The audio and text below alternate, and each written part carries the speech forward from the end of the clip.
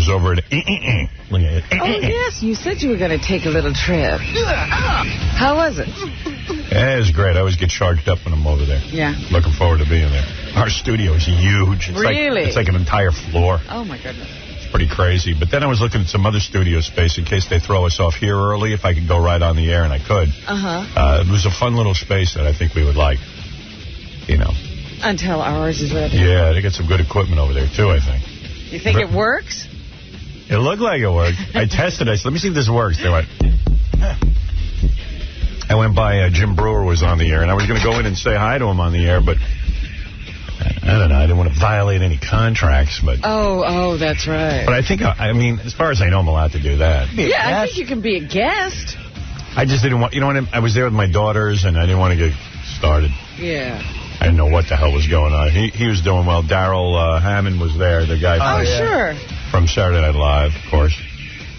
Daryl. Were the girls impressed? Yeah, they loved it. They got all charged up. They were like, Dad, we're really happy for you. This is a good opportunity. And you know what we were laughing about, who they seemed the most impressed with meeting? Human Newman. Yeah, well, I'm most impressed with Human Newman. Really? Yeah, because I used to listen to Human Newman on Z100, and I go, Deborah, because Deborah used to listen to Z100. Sure. All my girls listened to Z100, except for Emily. She never was into that kind of music. Right. But Deborah was like, I go, Deborah, it's Human Newman. You know. Right. Because, like, Michael Up from the Beach Boys was hanging out in the hall, and I don't think they cared about him so much. Yeah, I don't think they knew who he was, even though you asked them. They claim they know the Beach Boys, because they know those songs. Yeah, I'm sure they do know the songs, but, I mean... I think from when they went to summer camp, they used to have to, like, they would make up words to Good Vibrations. Right. And Mike Love is he's one of the original guys, right? Yeah. Sure, but, I mean, that's not going to have much relevance to them. No. It wasn't like Eminem was there or something. Right. I took him by Shady 45, the Eminem channel. And it's pretty wild back there. It's all the way in the back, all black people.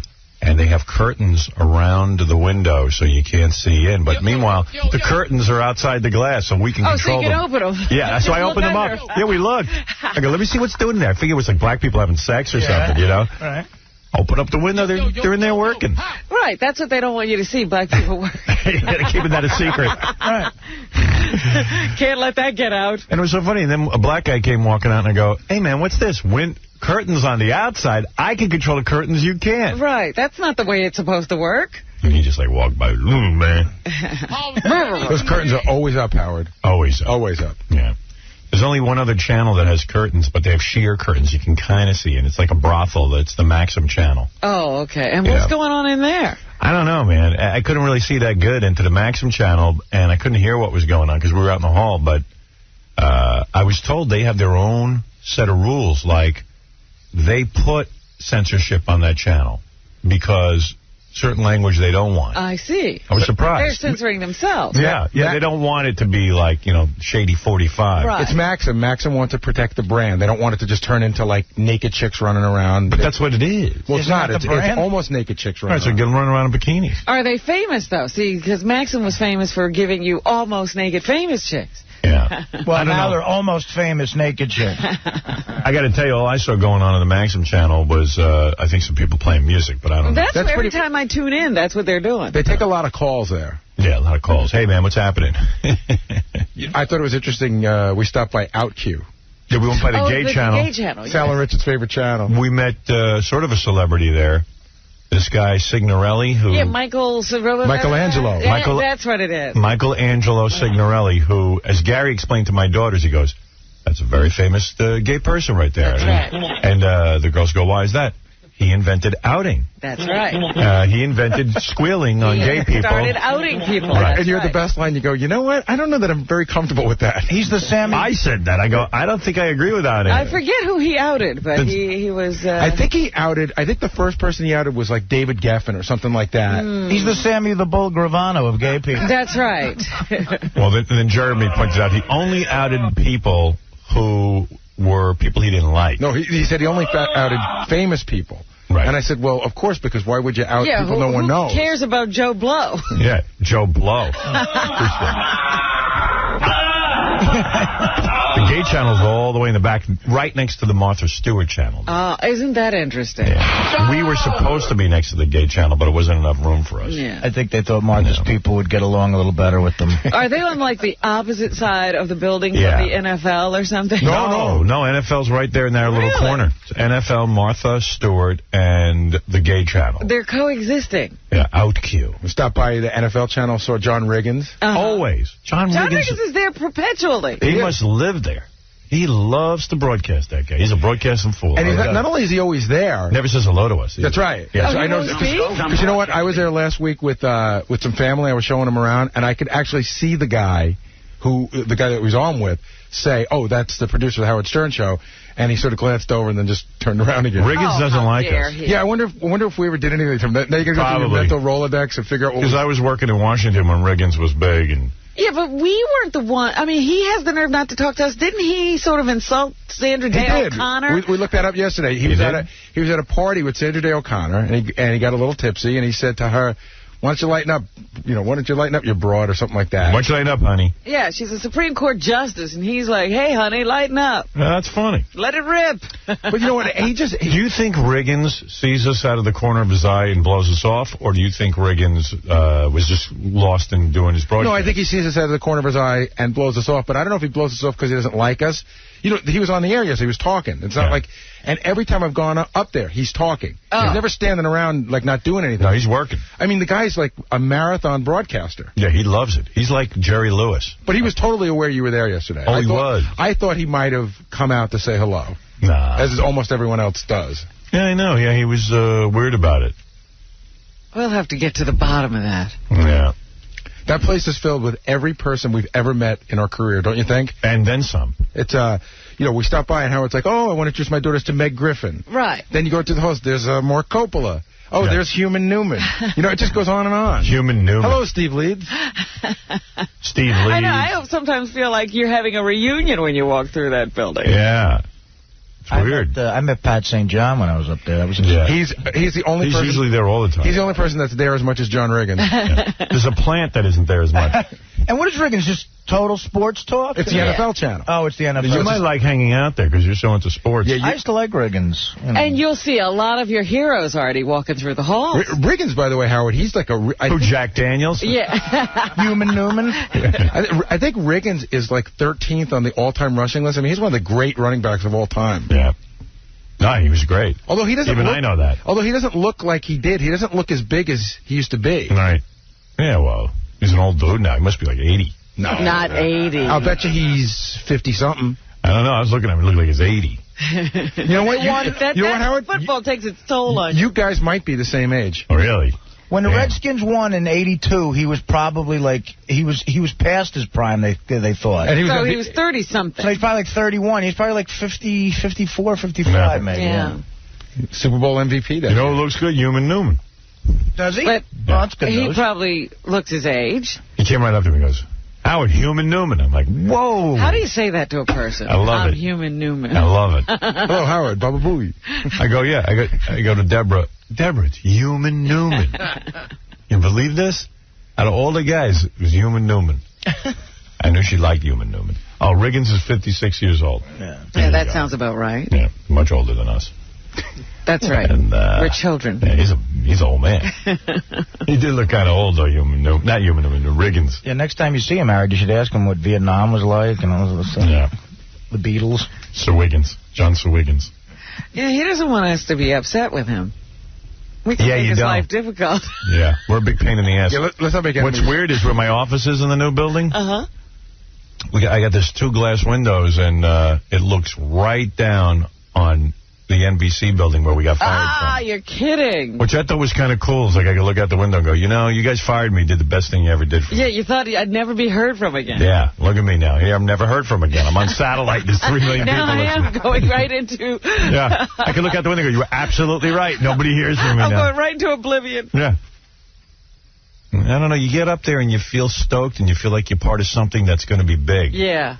You really do. A lot of excitement. Yeah, it's a weird thing, and the engineering guys are excited. This guy, Mark, who's an engineer guy, he's a real excited dude, and they're just so into the equipment. Everybody seems to enjoy being there. Yeah. It's amazing. Yeah, no, it's fun. There was when Howard stopped by Jim Brewer's show just to watch and everything, there were a couple of comedians on, and one guy, I thought he had the best line. You know, Jim Brewer goes, okay, let's just do our show. You know, Howard's not coming, let's do our show. And the guy goes, it's like trying to play guitar in front of Paul McCartney. Oh. Yeah, but you know what? My kids didn't hear that line.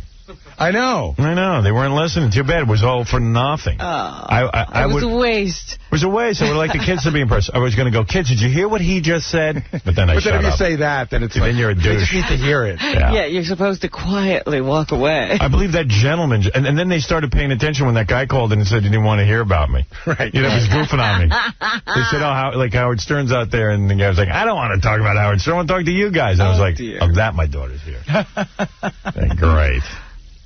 Timing is everything. Timing is everything, and I didn't seem to have it. Yeah. So I gave the girls a tour of Satellite, which Gary fortunately was there because I don't even know where anything is in that building. Yeah. Walked around, saw a bunch of folks. It's kind of cool. It's cool watching everybody program all the different channels. Mm-hmm. And this is cool. I took the girls over to Nobu, the new one here in this building. That's beautiful. I just passed it yesterday. I finally got a chance to take a look at it. It's gorgeous. Yeah, I broke my no drinking rule during the week. Uh-oh. Again? Artie, move over one seat. Howard's joining you at the Paxil table. You got any Paxil? Here comes the spiral. Howard's been sober for 12 hours. Yeah. What'd you drink? On a Monday, no less. Monday's really bad. Yeah, that's the beginning of the week. I don't know about you, but I don't even count. Is it what day is it today? Today's Tuesday. Tuesday. Like you do. I don't know about you, but I don't count drinking some sake. Oh, alcohol. please. Yeah, that's when you're really in trouble, when you start discounting beer and wine from being alcohol. If all I drank was beer, I didn't consider it a drinking. Right. Right. That's a true alcoholic. Right. Yeah. I don't think I really drank last night. I only drank a quart of sake. No, I just had a couple of, like, plum wines and some sake. Are you a sake guy? I don't hear you talking about it. That's what I'm saying. It didn't count. Because I know Gary loves it. It's probably some of the drunkest I've ever been is drinking sake. Yeah. You drink that stuff. He sits there and puts his pinky out. Oh, yeah, with the little bamboo cup. Dude, after I watched that on the E! Show, I felt gay watching it. A little bamboo cup. At least put it in a tumbler with some ice. Yeah. I know how to drink. Well, you don't put ice in wine. But it's sake. You can Sake's what's a wine? It's like vodka. It's somewhere in the middle. I don't know. It looks to me like you could oil your car. You could do a lot of stuff with that sake. I don't even get a buzz from the sake. You know? No. Well, 2 quarts in, you do. No. But I only had like 3 little things. That's nothing. That's hardly a drink. Just went through that one little bottle they gave you? Yeah. Well, your daughter seemed to really be impressed with the place. They really seemed to like it. What, Satellite? Yeah. Oh, they were blown out by it. Emily sent me a letter this morning, like an email, and shot me off an email and said, wow, that's really awesome. Oh, that's great. Yeah. Because, after you've seen it, you don't know if everybody else is going to be impressed with it, when other people see it, what are they going to think? Yeah. Just looking around, it was just very cool. It's a very unusual experience to see 120 channels all in one room, one building. You know what's interesting? Because I've taken a bunch of people around up there, what blows people away, and your daughter said it yesterday. We went into one of the studios, and she goes, my God, everything looks brand new. Yeah, it is. Yeah, you don't see that too often. And all the equipment is digitized, It's state of the art. That's the nice thing about it. Yeah, it was pretty cool. What? First time I went over there, I, immediately left from here, and I looked at the place, and I said, what's the startup business? Right. This place or that place? Yeah. I know, that place looks like it knows what it's doing. Oh, is this Jim's show? Yeah. Is this worth listening to or not? It's sort of, it's sort of all over the place, but it's him reacting when he sees you outside the window. My kids like Jim Brewer. He's a funny guy. Yeah, they were like, wow, he's funny. I go, in the hall, he was a scream. I said, he's good on the air, too. Yeah, in fact, we were talking about, I have to get a tape of his show with Rob Schneider. Oh, yeah, I just still want to hear that. Yeah, he told me it was weird. He said he didn't know what was going on, huh? No, he thought it was odd. When you see those guys laughing at something you said, that is the ultimate trippy. Yeah. What is that guy? I love that laugh of his. Jim doesn't even know how to, work the microphone. Like, he holds it like a stand-up comic. He walks around with it like he's on stage. Oh, he does? Yeah. Oh, You're okay. kidding. Like so he walks around the studio? Yeah. Yeah. He told me he did that a little bit. Yeah, that must be odd to see, because there's no audience. Where are his guests? They're not walking with him, are they? No, he just like holds it in his hand. No, but I'm just saying, the guests must feel weird when he's walking all over the place. He's not really walking. He was sitting, but he was holding it, you know, like okay. So he's not walking around with it. He's like on a stand or something. It's a very odd setup. They're like at a little card table in a dark room. Yeah. It's not even like actually a studio. It doesn't really look like a radio show. No, it's an empty studio with just a table and a few mics on a table. It sounds like he gets moved around a bit, because he sometimes says, I don't know where I didn't know where I was going to be broadcasting from today. It doesn't apparently bother him at all.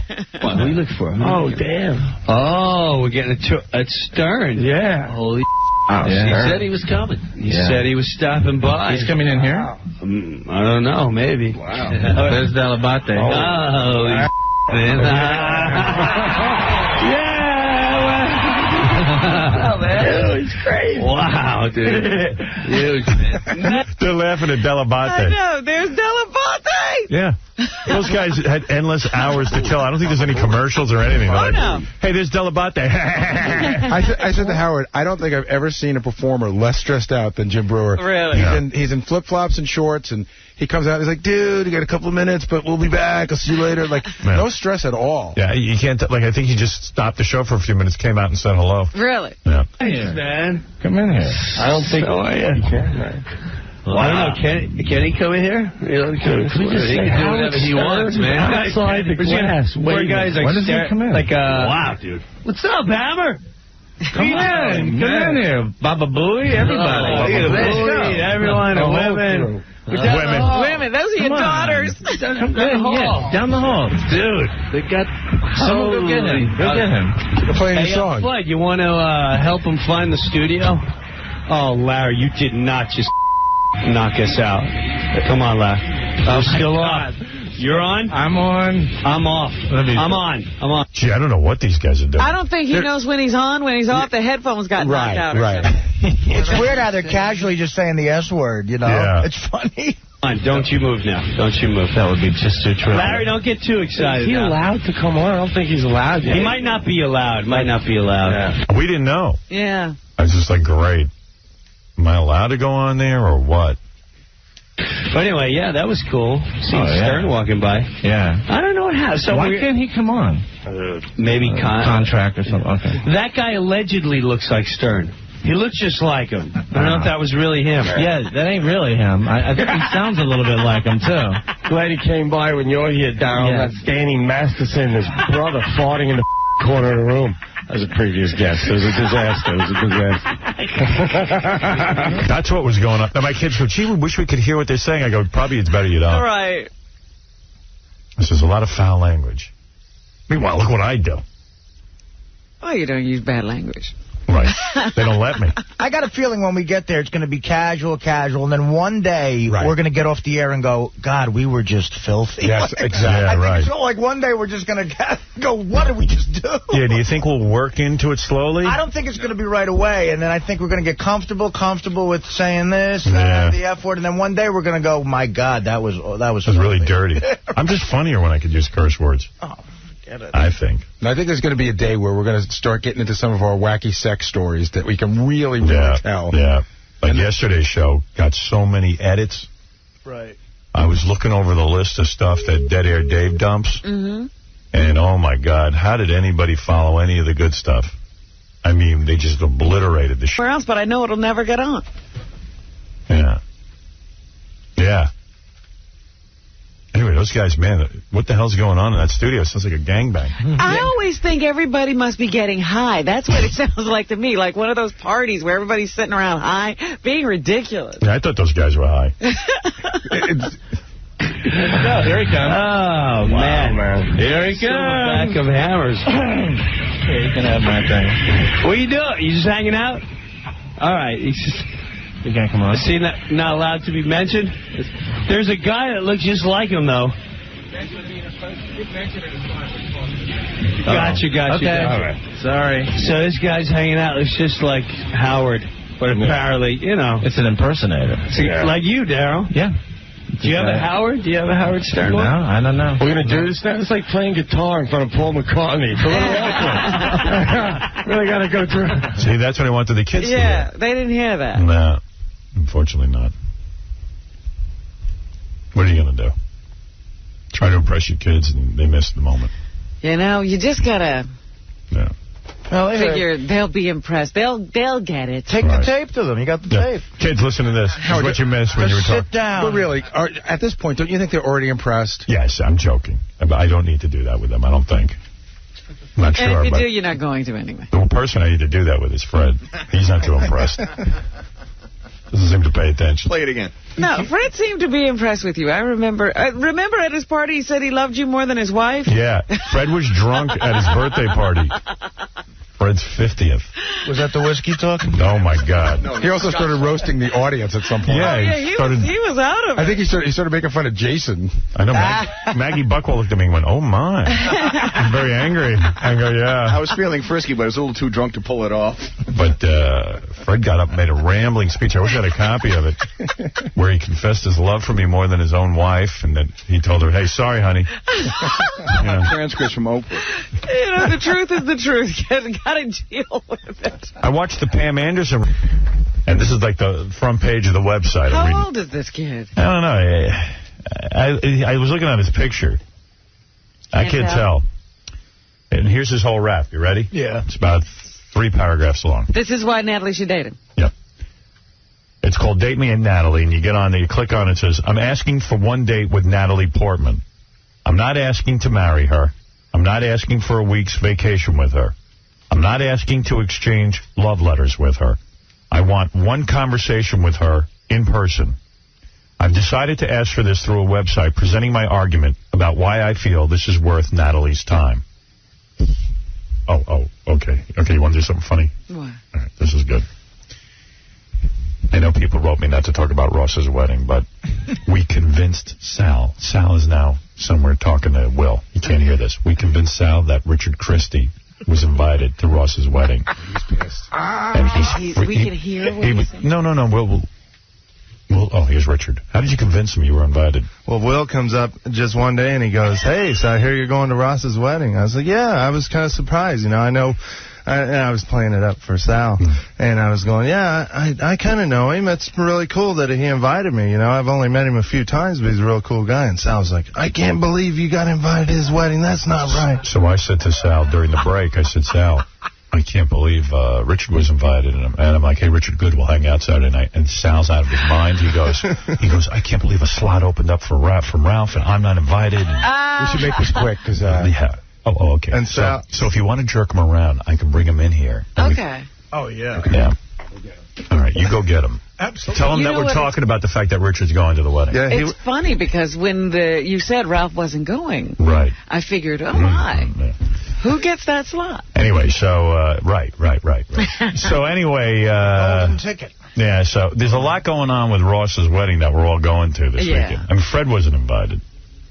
The weirdest thing is Fred wasn't invited, but Richard Christie was. I don't understand Richard Christie, this list that Ross put together. Yeah, sure. Fred isn't going either. But Richard Christie was invited, and Sal was saying he thinks he should go. But you don't even know Ross, really, do you? I think I know Ross better than Richard. And I know Fred knows Ross better than Richard. Yeah, really? Well, guess who's not going? But why would you want to go? Is it to hang out with me?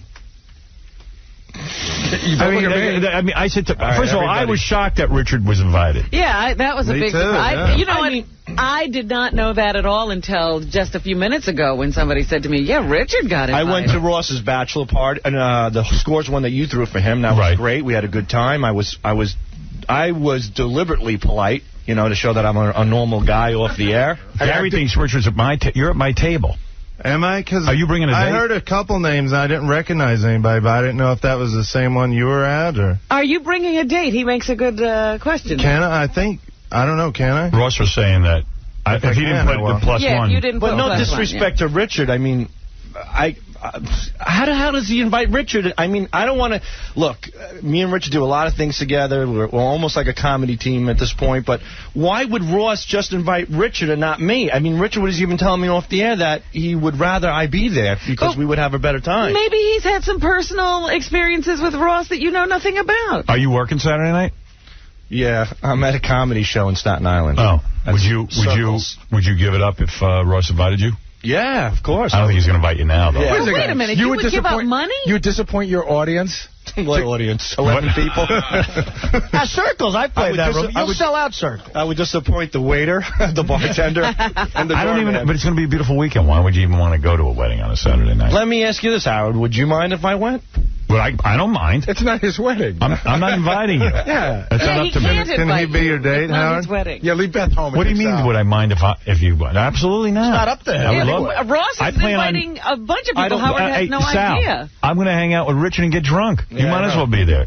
Buddy, we are going to friggin' bond. I can't wait, man. It's going to be a blast. See these son of a bitches, what they do to me, Robin? I'm not doing anything. Well, I know I wish this you were must coming. hurt Sal. I think I know why Ross didn't invite me. Why? Because when I first started working here, I used to analyze your friends. And I said, you hang out with pompous, arrogant guys. And I threw Ross into the mix. Right. And I know he had to say to you off there, who the F is this idiot to talk that way about? Never said a word.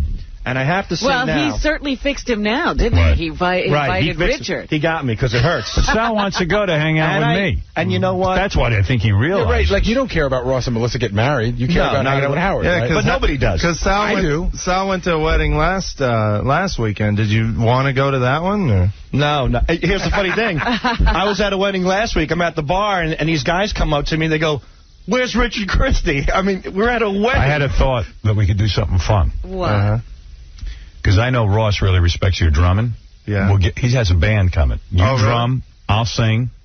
If Sal was coming, he could play bass, but he ain't coming. He's not going to be there. Have an impromptu losers jam. We'll do a losers jam after we're loaded. I'll do tambourine. Well, Fred's not there, the guitarist for the losers. Yeah. But Artie can get up and sing. Artie can play the gong. I'll sing. I'll do a little AC/DC. I'll do AC/DC, yeah. If you were going to be great. And I'll play kill bass. myself in the parking lot, and that's what I'll do. But why? Why kill yourself? What's the big deal? Wait, hold on. You admittedly, you don't know him that well. So if you're not invited, what's the big deal? It hurts. But why does it hurt? Because I feel like you don't know this I'm guy. trying to. Wait, he's trying to explain why it hurts. Let him explain. Gary, let him explain. You know, I'm trying to be part of the family. You know, I want to. Yeah, and that's it. And I'm out. I'm always outed at this crap. But you're not in Ross's family. But you guys are. This is a family that Ross is bringing in. Fred's not coming. Fred's not coming. You and Fred could get Fred together. is from a different planet. I mean, you know. Because you're not invited, you can attack but Fred, I don't understand. I think it's disgusting. I love how you think that you'd even be ahead of me in getting invited. No, I don't. I don't think that at all. But I'm shocked that he didn't invite Fred. You know, but... So why don't you just forget about yourself for a moment and say, I can't believe Richard Christie's going and Fred's not. I can't believe it. I can't believe it either. I mean, if I was allowed to bring somebody, I would definitely bring you, but Oh, my God. He would be a date? Bring him as a date. Why don't you bring him? Seriously. You think? Well, I'll talk to Ross and see. But if Richard wasn't going, why would you wouldn't care then, would you? That's a good question. What was your question? If Richard wasn't going, Richard going changes everything for him. It's killing him. If Richard wasn't going, he wouldn't even give it a second thought. But thought. it almost makes it like there was a possibility that he could go if Richard's going, right? Yeah, sort of, you know. I don't know. Richard's such a nice guy, and, you know, whatever. I come off as a pompous ass, so I can see that Ross doesn't like me. I understand, whatever. I don't know that he doesn't like you. But I'm sure Richard's less trouble. If I could get you into the wedding, would you go? Yeah, in a heartbeat. I would love to. Even if you had to go just by yourself without your wife. Well, that would be a little difficult, but yeah, I mean, you know, I don't know. Wait a minute, what about you got a gig? That's another story altogether. Forget about that one. What? The gig? Yeah. Robin, it's a bar in Staten Island. You know, actually, still, it's a very nice place. Yeah, just think committed to him. At the wedding, Sal and I could drink. Richard and I are going to get blasted. We're going to be up on stage performing. Yeah. You know, great. It's going to be so much fun. You have a tuxedo? But in all honesty, I don't think Sal should go because he wasn't invited. But you can't invite... I mean, first of all, they didn't ask Richard with a guest. Right. So he's not supposed to bring somebody. And it is, if he brought Sal, it might be a little awkward for Ross, because maybe Sal's right. Maybe there is a reason Sal, he didn't invite him. Why don't you just beg Ross on the air? I would never do that. Go ahead. You know what? There is a slot. Ross is listening right now. There is a slot open because Ralph is not coming. You know, what about that? Ralph's not going. What about the slot? That's what I heard. I heard there's a slot open. Hey, let me ask you a question. If you were going, just on the what would you give? That's a good point. Oh, yeah, you got to come up with a gift. I'd give Howard oral. What does Howard have to do with this? What about a gift? I'd take care of him. How much? A couple of bucks, $50, $60. I don't know if you're going to get invited now. No, I'm sorry. I'd give him a lecture. That's what I'd give him. What the hell is he doing getting married? He's out of his mind. All right. Guy's loaded tons of cash, and he's shacking up with his broad. He's done. You wouldn't even want to go to a wedding unless I was going. Yeah, you didn't want to. Ross's wedding means nothing to you. It's that Ross's weddings means nothing to anybody. I mean, one spend Saturday night with me. That's not true. I'm not meaning that's... Here's the question. Say Howard couldn't go for some other commitment. Would you go if you were invited? Would you care? Would I care? Quivers and I and Artie, enough of a draw. Would you then blow off a gig to go to this wedding? Like if it was just me going, would you still go or would? No, because I have a comedy show. Dude, you're so two-faced. I have a comedy show at Circles this Saturday. I'm not two-faced. No, you're right. You're right out in the open. All right, anyway, so I'm glad. Listen to me. Listen to me. You're a dodo head. You're a dodo head. Wait. Richard's not invited. We've been yanking your crank. Why didn't you pull you to that room so we can tell the audience about you? Dummy. I hate you all. He has been suffering. No, yeah, good. How long has this been going on? The audience is so happy right now. Dummy. He looks disgusted. It's funny. You're so insecure. Aren't you embarrassed about yourself? He was in here during the commercials going, I can't believe a slot opened up and I'm not invited. Richard Christie is. He was cussing at me in the office. Not at you. Well, no, you were cussing about the wedding, though. You're saying, well, maybe Ross will call in and invite me or something. Oh, man. You'd even take a last-minute invite. You're a big fag, and you better get used to it. How am I a big fag? I wanted to hang out with the guys. So you want to hang out with Howard? Yeah. You don't even want to hang out with the guys. You want to hang out with that guy. Hey, joke or no joke, I'm still not invited to this wedding. Right. Usually at the end of a joke, hey, and by the way... But you shouldn't be invited. Why would you be invited to this wedding? Did it ever dawn on you, did you ever stop to think, why would Richard be invited? It's so obvious he wouldn't be. Tell you, I'm not surprised that Richard would be invited because Richard's such a likable, nice guy. I can see Ross bumping into Richard. So are you. What do you mean? Bumping into him. Nobody thinks I'm a nice guy. But I've only met Ross as many times as you have. Like 3. Yeah. I think it's going to be a disaster because this is turning into about me. Someone else came up to me and said, "Oh, I understand the main table," and I thought they were talking about Ross's table. They're talking about my table. Oh my goodness. Yeah, the main table will be the following people. You'll be like the king of the wedding. I want to know why is Artie going. Nobody knows. I mean, how well do you know Ross, Artie? Actually, I've hung out with Ross a bunch of times in the last, 3 or 4 years, and I've always had a blast with him. Hey, Ross. I have an announcement. The wedding's off. All right? Oh, you don't even want to know. Gary has sworn me not to talk about it, but Gary started talking to me about the table arrangements, and I'm livid. I am absolutely livid over it. But I don't think you should be. Because Ross is First off, why are you livid over it? Because you're making this whole thing where I can't sit with the people from my show because who else would I sit with? I put you at a table. You knew every single person at the table. You put me at a table with all your friends because you want to make Wait a second. Is that the wedding party table? It's you and Robin. No, it's not the wedding party table. It's me, Robin. Richie. Right. Good friend of yours. There's 2 other people. There's Booker. Oh, okay. Mike. All right. Portnoy. Okay. Robin. And the douchebag who was supposed to show up who decided to freeload off of Sam Simon. Ralph was supposed to be there. That's right. Wait, and you told me... No, that's it. I thought that... That's it? That's it. We should present it a different way. All right. Howard sounded like Martha Stewart at the break. You should have seen him. What about Artie? Where's he sitting? Artie's with John and Susanna. Stuttering John? Yeah. No. Why are you putting Artie with him? What was that? Put Artie at my table. Great. Let me go get the board now and just mix it up like a Yahtzee board. No. Seriously, Ross. By the way, and Sal, eBay.com, there's you can bid to get into the wedding. What are you going to do with the Ralph slot? Do you just bite the money on that, or are you going to do something? No, he had a deadline, and he graciously, called me in time, so... You mean he was able to pull Sam Simon out of his mouth for a minute?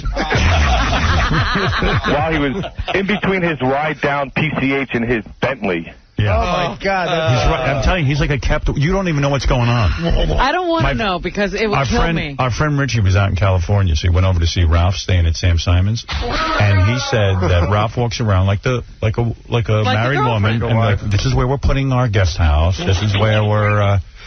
This is my food that the servant leaves for me. And this is my servant.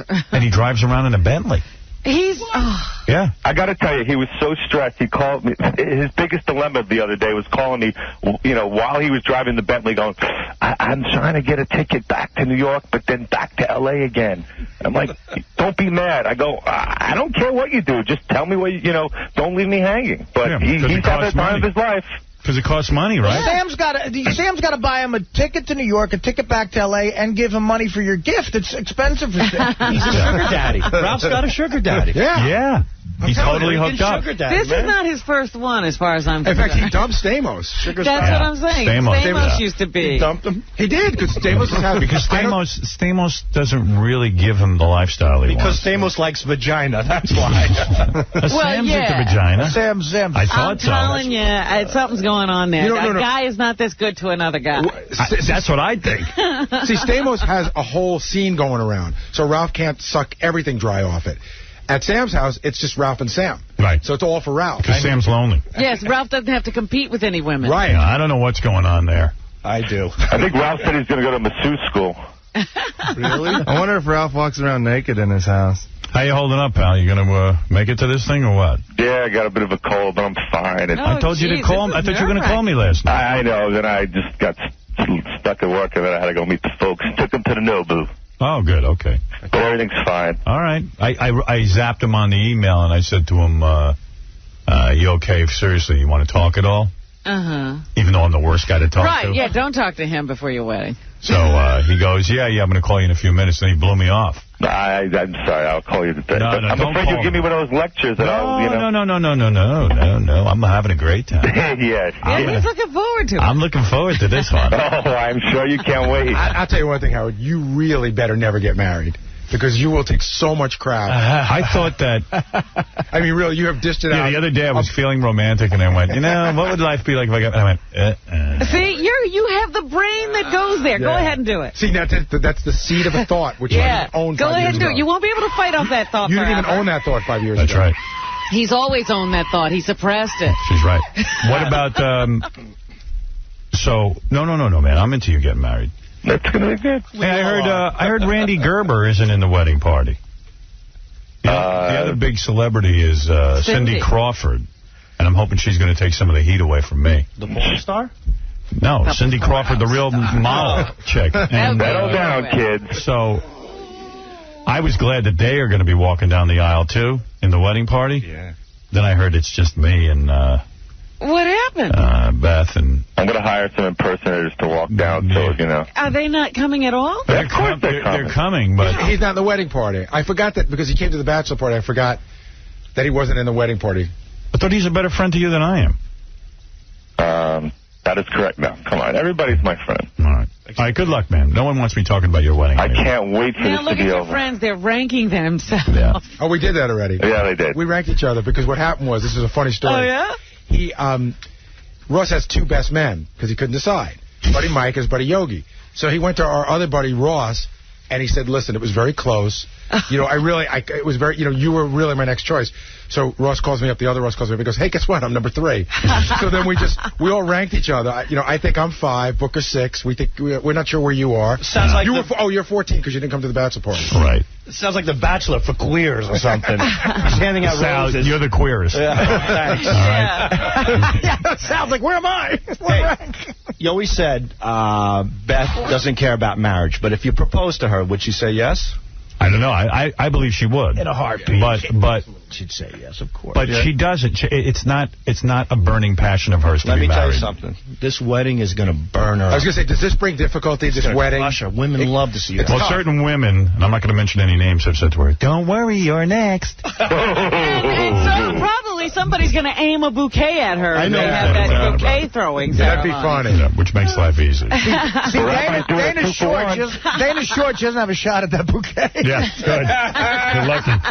That's right. You hold her up, Artie. Put her on your shoulders. I ain't holding anyone up. But I don't think she needs, she's never said to me, I need to be married. No, but you know what? There's a weird thing that happens when you go to a wedding. There's a wave, you sort of women get swept up in magic. A mood. There is the magic that goes on, and they start to get... Well, trust me, Ross's wedding will have no magic. Hey. Hopefully. Houdini's going to be there. Hey, Artie, do you need the 86 vintage Jack there or not? Yeah, I'll be fine with a Pellegrino. Okay. Yeah. Or a Coca-Cola. Classic Jack. Yeah, right. Saturday. Russ, it'll be fun. I'm looking forward to it, man. I hope you can. It'll be fun. Relax. Yeah, we hope you can enjoy it. Yeah. All right. Hey, we got to go. Impression from him that he's like, I'm just making, you know what I mean? Like, yeah, you don't feel he's exploited. But whenever I talk to him, he always talks about people in what seems to be a caring way. Yeah. You know, Dr. Drew, your boyfriend, is here, Robin.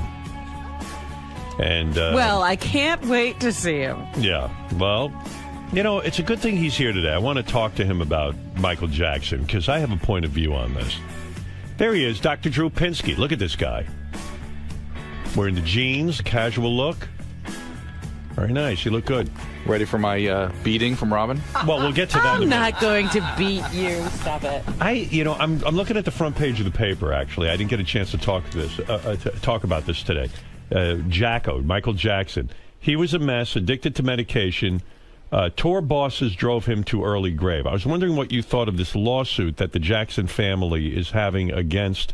I think the company's called AEG. AEG, yeah. Yeah. What do you think of that? Are they really responsible? He's the addict. Yeah, but you know, the people like Michael Jackson are surrounded by people that allow them to progress in their illness to the point they die. Right. And it's an interesting question. To what extent are they responsible for that? Right? Because I have a great feeling about personal responsibility. Yeah. At the end of the day, Michael Jackson is a grown man. Yeah.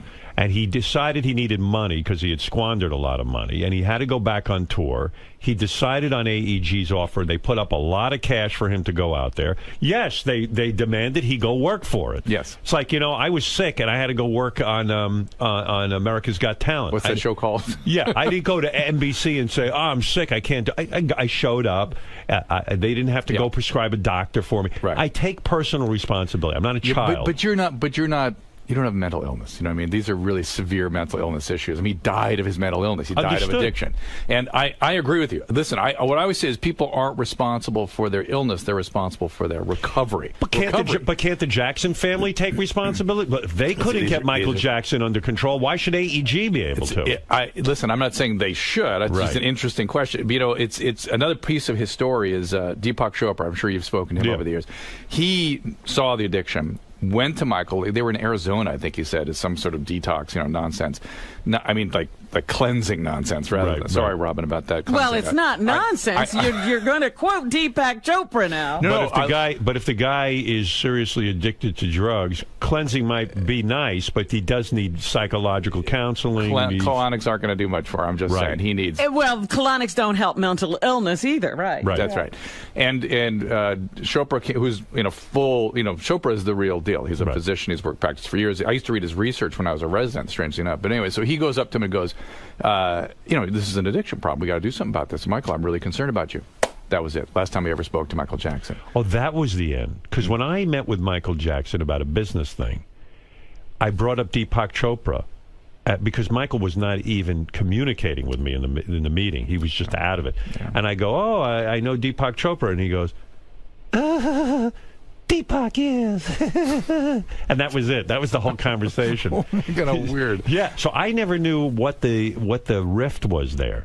So in other words, Chopra tried to say something to the guy. Tried to be responsible. He realized what was going on. I'm a physician. I'm going to help you. And that's it. You're out of the inner circle. And your point is that here's a guy who gently said, maybe you need some help. So how could AEG, is my point. If I'm a lawyer representing that company, I'm like, look, we wanted Michael Jackson to go out and do concerts. Did we ask him? We gave him money, and we want him out there. We want him doing it. It's up to Michael Jackson to handle his own addiction. And what you're going to see, I think, in this case is a lot of stuff going to come up. You're going to see the real story now because AEG is going to defend themselves. Right, and you're going to see and really I think the real gist is whether they did a good or bad job hiring the doctor. I think that's the crux of the thing. Is it a responsible doctor who was involved? And listen, I feel sorry for Conrad Murray. I don't think he got sucked into way over his head. I give a lecture. Do you really feel sorry listen, for him? I gave a lecture. I don't understand that. Well, here's the deal. I'm not saying it's wrong what they decided to do with him, but I feel sorry for him in that I just gave a lecture at the USC Medical School on Monday. At the end of my lecture, I put Conrad Murray's face on the screen in my PowerPoint. I said, "Don't go it alone. You're dealing with a complex mental health problem. teams, never alone. You never go, we have a special relationship, I have a special ability, I'll take care of that guy. Death. That's disaster. Because here's what I understand about Conrad Murray. Yeah. That he was being paid $150,000 a month. It's unconscionable. It's an unbelievable amount of money. Yeah. And that he was giving Michael Jackson propofol. Propofol, yeah. However it's said. Propofol, which is anesthesia. Yeah, it's outrageous. Yeah, and so I would hold the doctor responsible because he should know not to do that. So why would you feel bad for him? I feel sorry he got sucked into this situation. He resisted all the way along, but kept going with it, assuming he'd be able to take care of it later. I understand how he got his ass on a sling like this. I feel bad. But as a doctor, would you ever, if a patient said to you, I want propofol? No, when I heard about that, you could have, telling me that a patient was getting propofol in his bed, when I heard that story, you might as well said a Martian landed out here on 6th Avenue. It's crazy. It's crazy. You're right. It's absolutely crazy. It's insanity. Right. And yet he'd been getting it for years. Unbelievable. It's unbelievable. That he could find doctors who are willing to give it to him. Unbelievable. Well, you're opening up a bigger thing, because... That's why I don't feel bad for Conrad Murray. No, I don't feel bad. I don't feel bad for what happened to him. I feel bad that he got sucked into this thing. Should he be in jail? I believe that it's irresponsible what he did. It's unconscionable. Yeah, and that I understand, but I think the family can't really go after him too much because he has no money. They're looking at AEG, this company. Yeah. They want him to pay billions of dollars.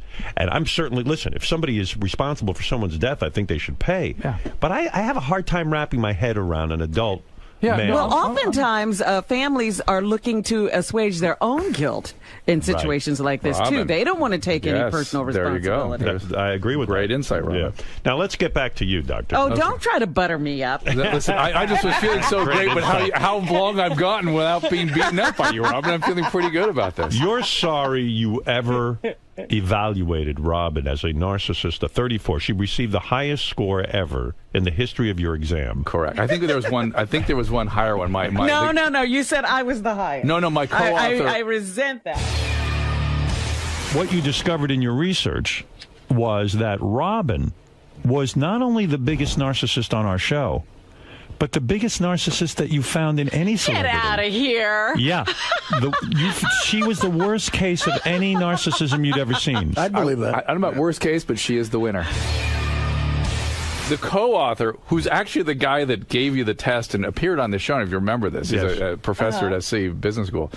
And he told me the other day he administered somebody else got a higher score. I forget who it was, but you would no longer hold the honor. I'm sorry, Robin. I won't publish. I won't tell anybody. Right. But you're sorry you ever even started in with her. Absolutely. Because, Robin, and you say that Robin has been a big critic of yours. Yeah. She gave it to you pretty good after the death of Mindy McCready. She came out on the air and I couldn't listen. I couldn't listen to it. You couldn't. You were upset. Yeah. But I don't know. I have had a problem from day one with the show. It is not about the deaths of these people necessarily. It just adds to it. I've had a problem from the very beginning. And you just made my argument when you said a lot of this has to do with mental illness. Well, and this is the interesting thing. I thought about that when I was thinking about coming up here. And I think Robin thinks I invented the show. And I didn't say you invented but listen, the show. But you're participating in the show. No, I did participate. And you are a doctor. Yep. I don't feel that way so much. I'm torn in a way. Sometimes I feel like, addiction and recovery shouldn't be on TV. And then sometimes I think, if it's on TV and people watch it, maybe they'd be less threatened and go and get help. Yes. And now that, why?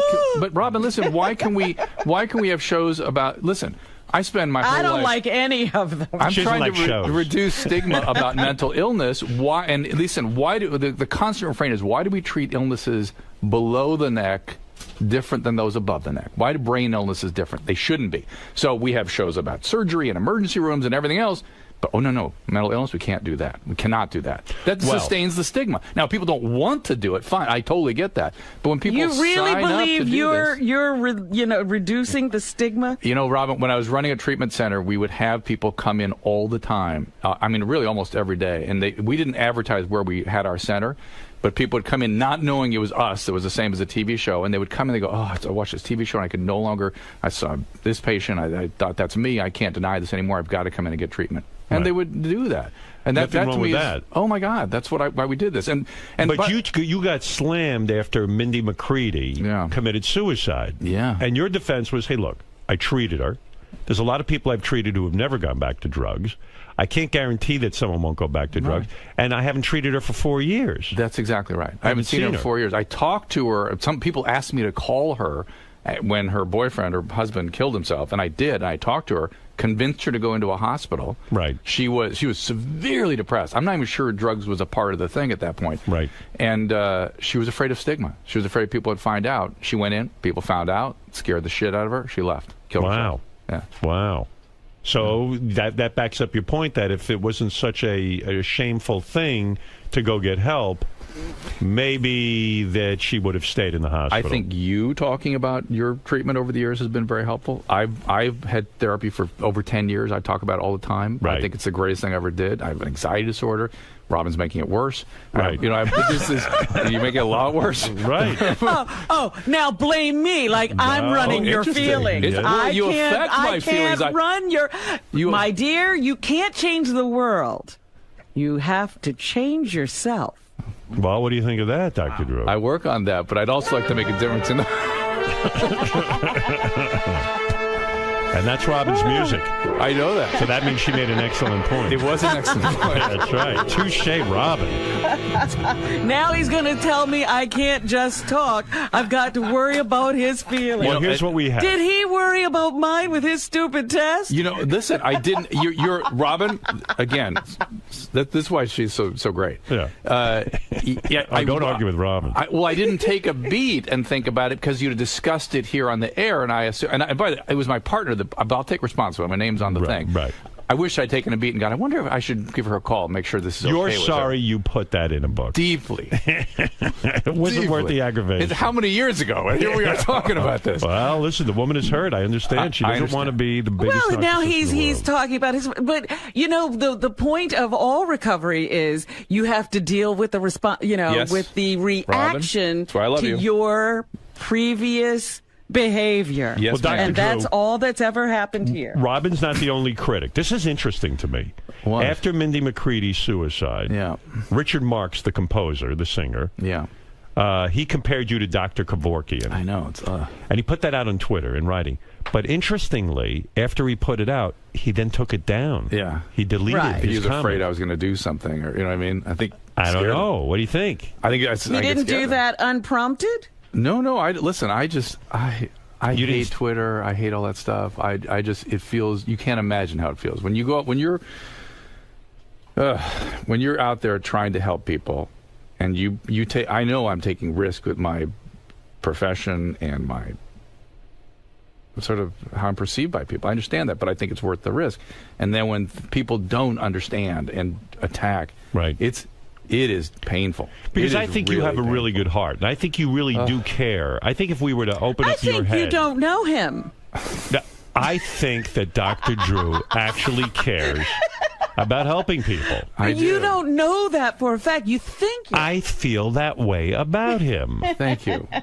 I do. I appreciate that. Robin does not, and I don't know what to do about it. It's not much she I can feels do. I am willing to say I don't know. Okay. I'll take that. The show gives me a chance. The show, everyone could debate whether the show, Celebrity Rehab, is bad or good. But I feel that your intentions are positive. You do want to help people, that you're a guy who privately reaches out to people. You also reach out to the former patients and this and that. And your point was that Richard Marx, when he says that stuff, when you go on Twitter, it fucking kills you because you're a sensitive guy. It's awful. And do you have a Twitter account? Yeah. Oh, you do? Oh, yeah. Do people attack you? You didn't get into a Twitter war? No, I don't. I just sort of suck it up. And what am I going to do? That is the worst part about all this. I'm helpless. Anything I say just keeps it going. Right. Because it doesn't change anybody's idea. I can't change Robin. I've been talking to her for years. So you don't like the controversy? No. No. In a way, the controversy will fuel other projects and things. Oh, I don't think so. No. You'd rather just be hailed as a good guy. I'd rather just do... Yeah, I listen... I'm in media to... Why am I here? Why am I in media? I'm in media to try to make a difference. If it were just... If I were in media because, hey, it's just me... Right. What an empty fucking experience. Right. As opposed to trying to use media creatively in an interesting way to try to... I mean, I feel so grateful. I get to try to use media to make a difference. Oh, my God. So I didn't start medical school thinking that would happen to me. Not in a million years. Why not pull down your Twitter account? Why subject yourself to the... I have 3 million Twitter followers. 3 million? Yeah. That's a tremendous amount of followers. It's crazy. So to pull it down would be weird. Be like, but it might be an empowering thing to do. I think I need a little more year of therapy to do that properly. And a lot of people attack you on this. Oh, now, you have said that the biggest secret about Twitter is that all celebrities, and maybe not even just celebrities, everyone is getting violently attacked on this thing. Well, not only that, I think that people worry about video games. You know, I have kids. My kids are 20. I have triplets. They're 20. Right. And they play video games. Two of them were boys. And I never worried about them, screwing around with cartoons. Right. But when they act out on a person through social media and feel entitled to say whatever the F they want. Right. Are you kidding? That's violent. And no sense of any, consequence or... Notice I'm trying to get through to Robin about this right now. This is hurting me. Right. I have never tweeted about you. No, thank you for that. I appreciate that, too. But you just slam him on the radio. I say it right here. I wish I didn't have so much admiration and respect for Robin. Then it wouldn't hurt quite so much. Right. Is there any? How could you convince Robin to come over to your team and really? I don't know. I don't think it's possible. Maybe not. Robin Wright, am I right? Look, again, there are, at times Gary has come in here and says Robin hates Dr. Drew, and that is not the case at all. I'd almost rather that than this, than the misunderstood thinking I'm a bad person. That's the word. I don't think you're a bad person. You're putting words in my mouth. I have said I don't know you. But what do you think? You just think the show is bad. But on the face of it, my feeling about the responsibilities of people in the medical profession. Yeah. I was just going to have that conversation with you because you were a nurse, right? Yes. And were you RN or LVN? What was your RN? RN. So how dare you? I don't know. She was a major in the Air Force. No, and she's right. That's a huge difference. I mean, RN really shoulders the responsibilities. They absolutely do. And so this is something she feels deeply, and probably other physicians feel that way too. We shouldn't be in the media, but if we don't go, not that you shouldn't be in the media. Again, I question asking people who are in the conditions that the people you're treating are in for their permission to be filmed on a show while they're undergoing treatment. In other words, Robin, you're saying Jeff Conaway, for example, who is now deceased. I've had him on the show. Jeff Conaway, who is a great radio guest, great on your show. Great guy. But he was out of his fucking mind. I mean, he was dying. He was dying and all this. You're saying that perhaps if you hadn't put him on the show, no, I don't say that at all. I say that he's not capable of making a responsible decision about what this is going to do to him, and he's not capable. He's looking at it. A lot of people are looking at it as career advancement. And so, but you're raising an interesting point: is can anybody with addiction render consent for anything? Right. So can they consent to be hospitalized? They consent. I mean, this is a conversation. And this is the point, that it shouldn't be done with this. You're going to be on TV and everybody will see you. But what if Drew had saved his life, and the only thing motivating this guy to go in rehab was television? Was make money and be on TV. That's right. And my point is, I don't care what's motivating them. If I get my hands on them, I can make a difference with them. And what's interesting, and I did not know. But it can also have adverse effects. So, it depends on the person, and I don't know that evaluation is being made. And the other thing is, pretty much all the patients we treated felt like it was an important experience for them, like a good experience. They didn't realize. I didn't know that was going to happen. In other words, all the deaths are always pointed out, and not the people who succeed. Like Heidi Fleiss said, and she came out and said, "Hey, Dr. Drew's great. He really helped me with my addiction problem." Yeah. I'm trying to think. Sizemore was on our show the other day. Claims he's clean and sober. Yeah, and he got sober in celebrity rehab. I mean, who the hell knew? But here's the thing: like Rodney King dies of a cardiac condition. Right. That's why he died. He had a heart problem. Right. I got blamed for that. You did? Yeah. People want to blame me for Rodney. Well, people did say he was another, celebrity rehab. Yeah. But Mindy was who died. Suicide. Yeah. I get blamed for that. Right. I haven't seen any of these people in years. Right. I mean, and I'm kind of like a chest surgeon that goes in with very serious illness and does my surgery, and then I hand them back to their usual doctor. And you take a guy like Steven Adler. I think he's been pretty good. Adler's been great. A lot of them have been really good, really good. A lot of them have improved. Yeah, and they were not interested in treatment when we got them. They wanted to be on TV or make money. That's why they went. And that doesn't bother me. Right. Once I can get them, I can make a difference. Well, that's my only argument. I think that is questionable. But okay. Well, that's it. You never can resolve that. But, look, there's now season 6 of Celebrity Rehab was not a celebrity. It was just rehab. Regular people. We treated and I always tell CBH1 they should take a bow. They spent about $300,000 in aftercare on this group. Just in treating them for a year, there's still, some of them are still in treatment. It was a year later. We're still working with. Was the show as successful without celebrities? Not at all. No way. Not at all. You got to have Did you see it? Did you watch it? No, I didn't watch it. I didn't know anything about it. And it was intense. I mean, it was a rough group. Right. But people don't seem to have that Schadenfreude. They want to. They want a celebrity. Yeah. The guy you lost that I knew. So all of it's bad. It's bad why people are watching. It's bad, why people are signing up. It's a crazy. I don't think Robin's ever seen it. The guy. Has she? I think she has. I watched the first couple of episodes, and that's when I knew I can't watch this.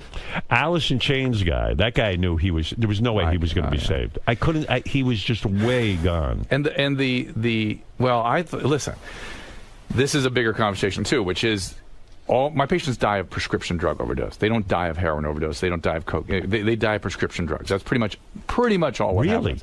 And so Mike, we got him sober. We were working with him. He was doing great. He was had sobriety, like 9 months of sobriety. I mean, a miracle. The guy had been using his entire life. Right. All of a sudden, he calls Bob Forrest, the hat, one day. Yeah. And he goes, I'm moving to Utah. We're like, Mike, please, no, that doesn't feel right to us. We live in the guys at Circle Lodge, a halfway house. I'm right nearby. It's just a new band. It's no big deal. I'll call you guys all the time. He goes. He's not there a month before I get a call from him going, I'm having back pain. I go, Mike, whatever you do, please, dear God, don't see a doctor. Right. You know what's going to happen. They're going to give you medication. 2 weeks later, he's dead. Dead. And with the pills at his bedside. Wow. I didn't realize that's what usually does everyone. Jeff Conway, same thing. Prescription meds. That's what people die of. He was addicted to surgery. Oh, yeah. Well, the surgery would get him the meds. Right. And that's a common thing. So he kept saying, my back, and you have surgery. And when I took him off all the meds, he had no pain. I don't know if you remember that. He actually tap danced and stuff. And then he was like, wait, the doctor said I have to have. It's like, Jeff, please try something different. He was an addict. He wasn't changing. Yeah. He wasn't changing. Yeah, but Dr. Drew is also pointing out another huge problem. Go ahead. Thank you, Robin. What is that? And it's his profession. Oh, thank you. Jesus. No, she's right. She's right. As an RN, she is absolutely right. She sees it. That medical doctors are too quick to prescribe. Listen, there was a headline, and it was some sort of throwaway sort of newspaper for doctors, and it says, opioids, no evidence that opioids effective for chronic pain. Right. Zero evidence that they're doing anything. That's right. And I'm telling you, it just perpetuates the pain. Next line is, so we have to monitor the patients better. That makes no it's sense. not going to help them. Forget not using the medicine. Yeah. Right. We have to keep giving it, just use it a little differently. Right. So it's really I think why I'm kind of pulling away from the field a little bit. It's too painful. It's too difficult. Well, what are you doing now? You got this show on HLN. Doing now officially. I think for the last year, TV. Officially, I practice general internal medicine there 2 a week, and I have all my patients I've seen for 20 years. Right. But I'm pulling away from the mental health stuff a little bit. You are? Why? Because you just fed up? I think I did it for 20 years, and that's enough. And you think like Robin attacking me, I feel I'm just sort of beaten down. I attacked the show. I feel beaten down. Yeah, it's too much. So you're getting out of the addiction business for the moment. I still get tons of calls and refer and try to help people and stuff, but I'm not doing it. One of the people that called you was Amy Winehouse. Winehouse? Amy Winehouse. Didn't she reach out to you? No, there were people kind of orbiting around getting near me, but I didn't actually talk to her. Oh, you never spoke to her. But she was, that's another. It was clearly going to die. Died on Librium, again, pills. Did Lindsay Lohan contact you and you said, I'm not the doctor to help her? Somebody contacted me and wanted to help out with an intervention, and I said, "Look, if I walk in the door, she's going to run out the other side. I'm not the guy for that." Yeah, you know why you're here. Yeah, I'm not the guy for that. But I gave them some advice on what I thought they should do and stuff, and it's kind of moving in the right direction.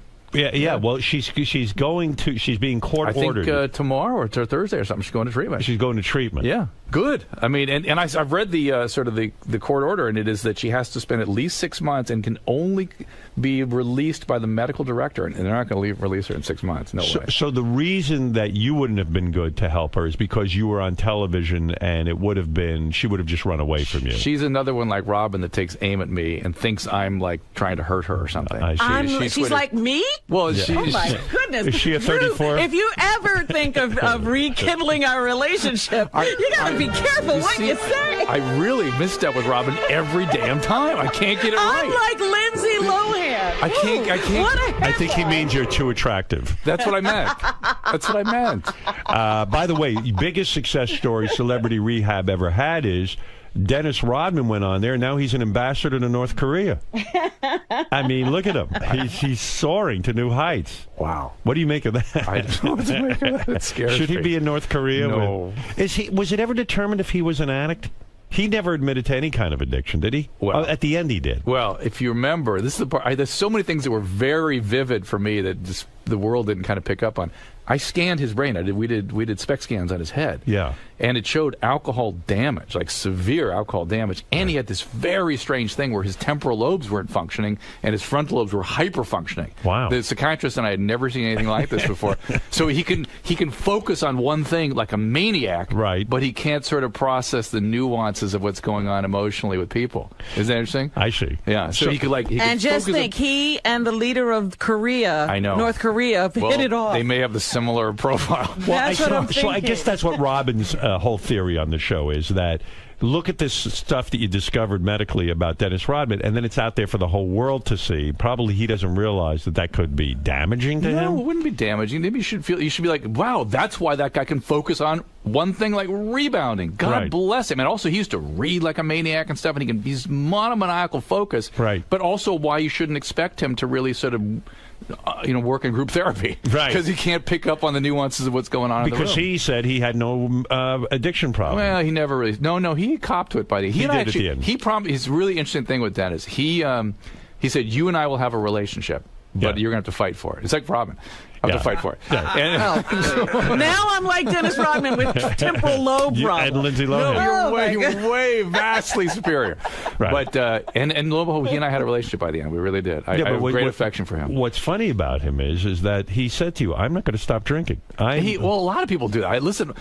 People want to cast me also, in addition to beating me up for things I try to do. They want me to be the man, like I'm like I care if people smoke pot or something. I don't give a shit. I hope people enjoy themselves. Right. I'm here for people that can't stop and want help. That's it. The person I never understood on the show was this Rachel Yucatel, and she was the girl who Tiger Woods. She was in and she survived, or she had lost a loved one at 9/11. The reason I didn't understand why she was on Celebrity Rehab.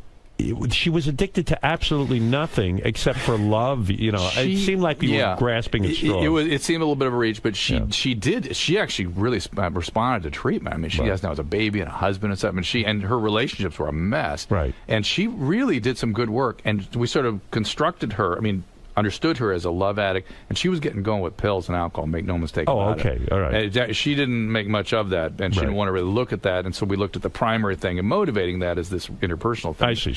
And lo and behold, once she got better with that, she didn't use drug and alcohol. Look at you. Hey, so you're here promoting, now you've backed off Celebrity Rehab type stuff, and you're on HLN, which is Headline News, and you're doing a nightly show? Yeah. And what is it? You didn't know that? No, how do I know that? It's right now. It's news. It's HLN, so it's a lot of Nancy Gracie kind of stuff, and so we're doing Jodi Arias 24/7. The other thing I'm doing is a podcast at DrDrew.com, and I'm podcasting with Corolla again. And we have the #1 podcast in the country right now. Now I thought Corolla said he had the #1 podcast. Then he and I together beat him. Is it love lines basically? We don't really. We do it just like you and I are right now. We don't do a lot of calls. It's just not really love line. Really? Yeah. No teenagers calling in about sex? We'll occasionally get 30-somethings calling about whatever, but no, it's just us kind of chatting, just like this. I always felt that you and Adam were very strong together. Yeah. But it was great when you took the calls from teenagers and they would ask these sex questions. I still do Love Line with Mike Catherwood. Remember the guy from Dancing with the Stars? Yeah. You do that on the radio? Yeah, that's on the radio, yeah. Oh, you do that on the radio? Yeah. You do a podcast with Adam? Yeah. Can you make any money doing a podcast? He does, like crazy. But you don't? If I can hang on to his engine, I might. Right. We'll you're seeing where it'll go. If I don't, he'll kick me out. Adam's ruthless. He just if I'm not producing for his little pirate ship. Goodbye. Right. He's a real businessman. He is. It's no fool. And Robin likes that. It's good. Yeah, and that's where Robin and I can find common ground.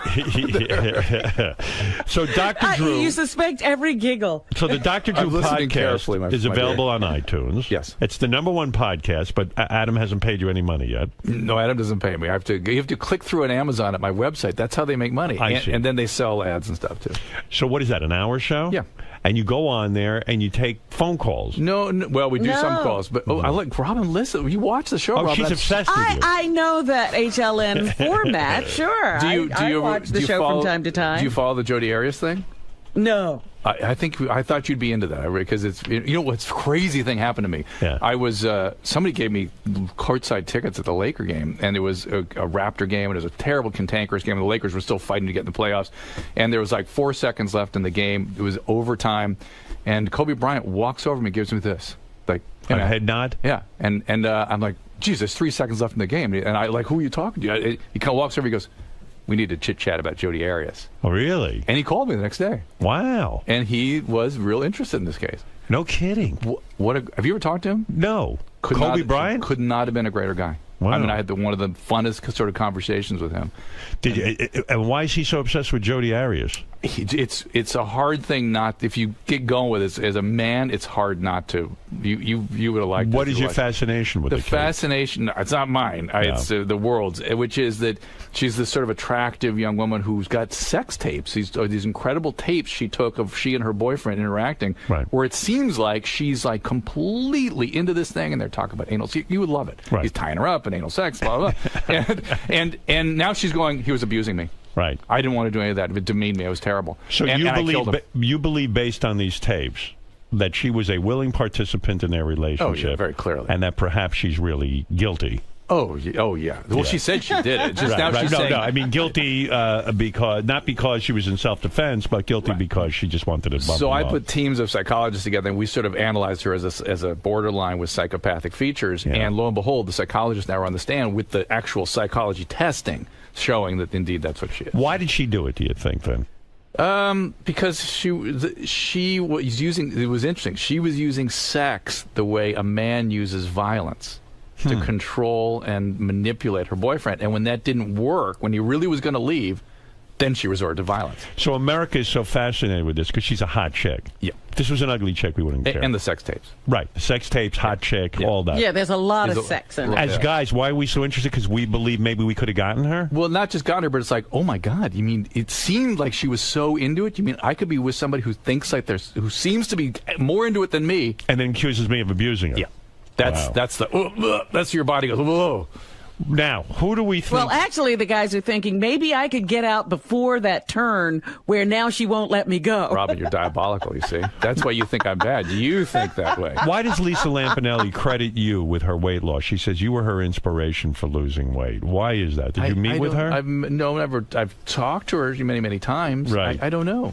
Who do we think will die next from celebrity rehab? Dear. That's the big question. Who do we think's going to be checking out next? Because I'm in a pool and I want to win. Now, see, even I think that's an unfair question for Drew. It's the Dr. Drew Celebrity Death Pool. It's a fatal illness. These were advanced addict. There could well be another. There could well be. Let's go through the list. And let's pick who's going to go. Well, is there going to be another celebrity rehab? No. No, he's out. I'm not doing anymore. I mean, he's had it. Has VH1 said to you, come on, do it? No. I mean, if there was a group that, it's so bizarre. Again, I get people like Twitter me like, why aren't you taking care of Tila Tequila? Why aren't you taking care of Amanda Bynes? I don't know these people. I've never met. I have no. They've got to come to you. Isn't that your job to take care of all celebrities? Right. I have no idea how I would even ever get in touch with, or why they would ever. I would be happy to refer them somewhere if people ever called me. Somebody sent me a tape on the internet. Tila Tequila just put out, where she says, I have powers and can manipulate air and energy. Wow. Have you seen this? No. And she is waving her hands in the air like this, cupping the air, and trying to demonstrate this power that she has. And she's saying, do you see how I'm moving the air around? It's psychotic. And she, of course, nothing is happening, but she is convinced that she's doing some hallucinogenic thing. I've had her on the show. She seemed fine, right, Robin? I mean, seriously. Well, she was okay that day. Yeah, she was fine. I don't know. It's weird. All right, let's figure out for my celebrity death pool who's going next. Andy Dick seems like he's good right now in recovery. Yes. Okay. Do we trust that? He's got bad illness. Andy knows he could go. He could relapse. Yeah. Steven Adler seems okay. Seems okay. Dennis Rodman is now an ambassador. We know he's okay. Tom Sizemore I just had on the show. He seemed okay. Looked good. Tom is great, but and Tom isn't he just the greatest guy? Yeah. He's just a very interesting guy. But he has hope to die addiction. If he goes again, it's going to be bad. It's right. He's got to stay. So there's somebody that if he's the saddest case to me because the guy had a real fucking career. Some of these people you counsel, they were going nowhere anyway. But Sizemore had a real acting career. I mean, he was on the fast track to the Oscar. Yeah. He's a real talent. He's a real deal, and he's been robbed of that, and we've been robbed of it. Yeah, but if he stays sober, he'll be back. I mean, Robert Downey's look at him now. You know what I mean? And the thing that Robert did that they all have to do is they have to drop out and think they'll never work again. Right. You have to hit rock bottom, in other words. But they have to, because many hit rock bottom. Like Robert hit rock bottom and then went back to work and then went back to work and then back to work and then relapse. He's got to stop and go, maybe I'll never work again. Maybe I'll never be an actor. I don't know what the hell. Just as long as I stay sober, that's all that matters. Right. Sober has to come before work. You can't even think about anything else for a couple of years when you're somebody like that. What about China, the wrestler? Maybe she's having a hard time, you think? That's not going to go well. Amy Fisher is doing okay. No, you don't know. What are they laughing about back here? I'm just laughing. Is there Amy fans back here? No. Gary Busey, I don't think he's on anything. No, is he? No. I just think he's fucking wild. Well, he's had brain injury, right? Yeah. He's had a lobotomy.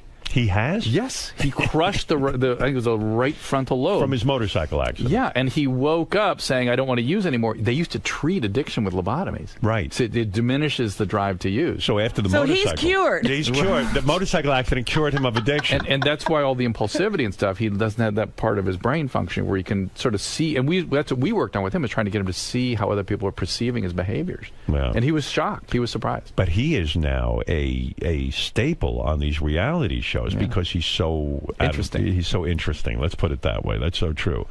So who knows who's going to be next? I mean, you can go through this list all day. We just don't know. So my celebrity death pool, I'm probably no better off having. You're on your own. A dartboard. It's a dartboard. But as it gives me a agita. It gives me a horrible pain in my stomach when you put it that way. But that's right. These are really sick guys. We know, and listen, if I can make a few bucks, why not? No, in my death pool. No, and if any of them, I'd be delighted to help any if they want to reach out. But I don't have any contact with any of them. You know what we ought to do for all of them? Put them in a motorcycle accident. They'll all stop using. Well, we just do. There you go. Lobotomy. That's right. It's weird. The lobotomy works. Well. So what? It's side effects. So what? How much thinking do you need to do? All right, listen, Dr. Drew, the big show. This is why you're here. Robin, you know what? I'm here because it's been too long. And the strangest thing of all, by the way, is I'll do this show, and for 2 years afterwards, almost half the time, people come up and say hi to me. They'll go, I love you on Stern. Yeah, well, you're great on the show. For years after. It's great. And I think even this new HLN show, Robin can approve of. Because Robin? Do you approve of the this is fine. This is fine. He's not exploiting it. Robin, before I do anything in the future, can I call you and double check and make sure you approve why it? not? No. Go live your life, and then I can comment on it. Right.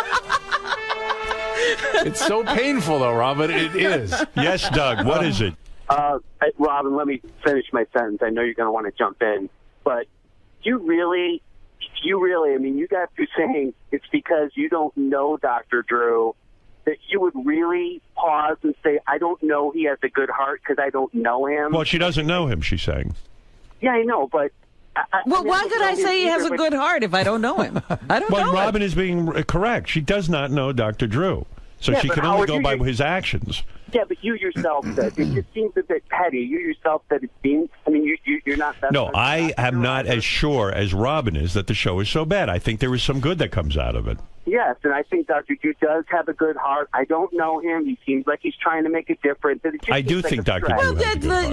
You're surmising his motivations and all of that stuff. That's wonderful for you. I am. Oh, my God. And you know what? Oh, my God. But here's, Robin, here's the deal. Robin has her point of view. Robin, I am not... Thank you, Doug. You don't like Robin's point of view. I love Robin, but it's pissing me off.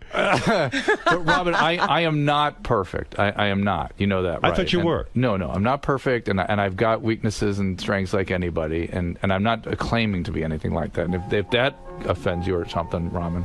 Oh, I'm not offended by anything. Will you stop it? Now who's the narcissist? You think I really care about all these things? Point. I think Robin is disturbed by some things that you're doing. But I do have that one little problem with exploiting people who are incapable of making a good decision. Yeah, the consent thing is really an interesting question. Is it possible Robin's in love with you? Oh. Do you ever have that feeling? I used to be. No, I'm not anymore. I've let her down. Oh, that's even worse. Now you've really broken my heart. This is just, now it's... All right, Irene, you're on the air. Yes, Irene. Used to be. Oh, hi, Howard. Hi. Long-time listener, and I love you. You're my king.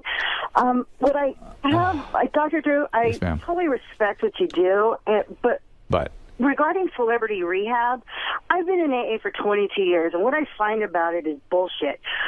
The celebrities are pseudo-representatives of 12-step programs, sending the message out that nobody recovers.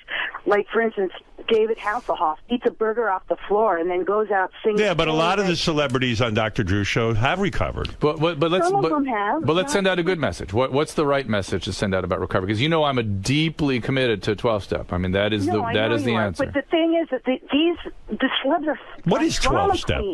When in fact it feeds their ego, and their ego needs to be smashed. She's saying putting them on TV feeds the ego. Yeah, that's they need humility. You're absolutely right. And if they don't find that, they aren't going to get better. That's absolutely right. Is that why they make you like clean toilets with the toothbrush and rehab and stuff? That's the Clancy way of doing it. Oh, right. Are you in the West Coast? Mm-hmm. Yeah, I'm in LA. Yeah, so she knows the Pacific group. Right. But 12-step really is just a guided relationship. Is that where you got to get into God too and give yourself over to higher power? Faith. You have to let go. Have faith that you can let go. That's really what that is. For some people, it's a very evolved concept. That's too evolved for me. It is. Look, it's first understanding your condition and realizing you can't control it. That's the number one thing. Hasselhoff goes out and says it's part of recovery, and it's Wait a second. Not part of recovery. What is? That getting loaded. Eating food, relapse. No, listen. Never mind that. I'm cutting Irene off. Okay. I'm bored with her. You got to give yourself. You got to admit that you have no control. It's a part of your brain you can't do anything about. It's a motivational disturbance that's deeper than your consciousness. It colors everything else. Everything else serves it. Not you can't do anything about it. The motivational distortion. You love drugs and alcohol more than you love anything in your life. Right. That's the reality. Got to accept that. You got to accept that. And you can't control, you can't do anything about it. The second, you have to stop controlling everything in your life. That's some concept of faith. So how do you control it if you're not controlling it? You have to control your addiction. No, you commit today to not using. I see. You say I'm an addict. I'm an addict. Today I'm not going to Today I'm not using, and I'm going to use the support of others to prevent that. I get it. Okay, got it. All right, one more call. Let's go to Hemp. Hey, Howard, good morning. Got a question about your degenerate phony phone caller, Richard, and what Dr. Drew thinks of Richard. Not sure how often... Never mind Dr. Drew. I think Richard's got a problem. I'm fascinated with Bigfoot. Bigfoot. Fascinating. You like Bigfoot? Fascinating. Really? What a big fascinating guy. Yeah. Oh my Why didn't you do a celebrity rehab, but with like the whack pack, like Bigfoot and great idea. I just imagine Richard should be in there. Just one group session with everybody. You know Debbie Richard Christie, right? God. Yeah. Do you know Richard Christie, right? No. You don't know him, the guy who works on my show, Richard Christie? Maybe. He drinks like a motherfucker. Oh, I hear you guys talking about him. He's constantly champagne. And, that's not good. But I mean, he has to pack the booze before he packs his clothes. So that's not going to go. It's every single day, though. It's every single day. Richard says he goes home, has a 6-pack, maybe a 12-pack, but so this every single day. All right, so here's the deal. But he's functioning. Right. You can't, with somebody at that stage, it's very hard to do anything with them because they are functioning, and it's still working for them. You know why he's functioning? Because he works for me.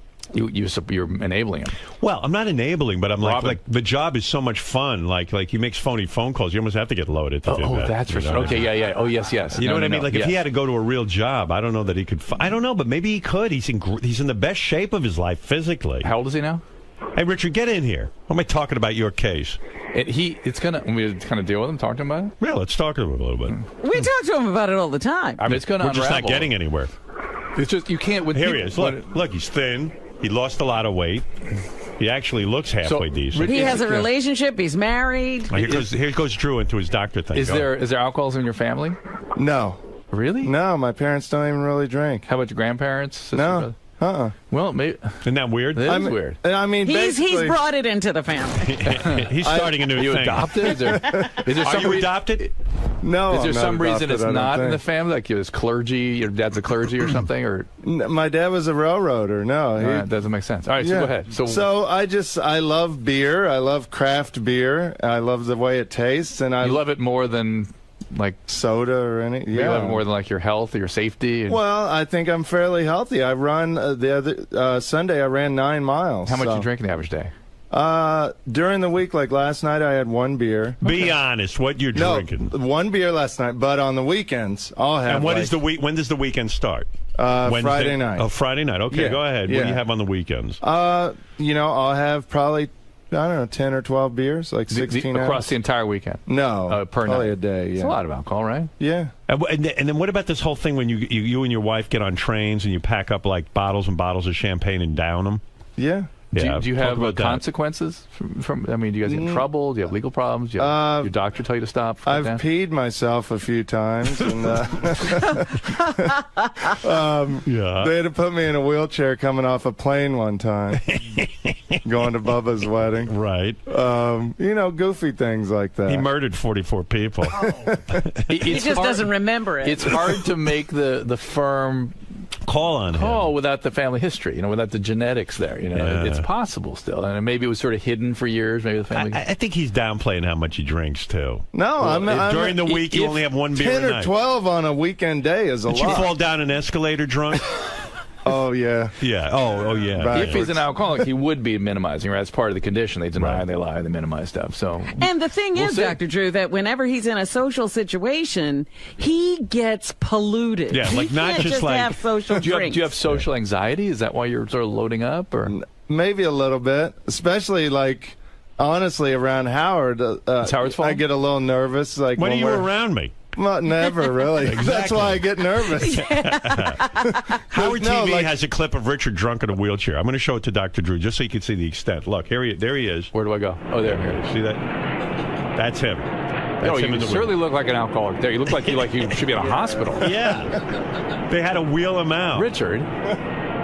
It's hard not to call that alcohol. And by the way, you were on a plane, right? That's why they wheeled you out. Yeah. How many drinks did you have on the plane? Quite a few, probably 7 or 8. I don't like to fly. 7 or 8? I think there was a little more than that. Well, he drinks before Howard. You don't realize he gets drunk before the flight. Tell Dr. Drew how much you drank before you got on the plane. Look at him getting into the car.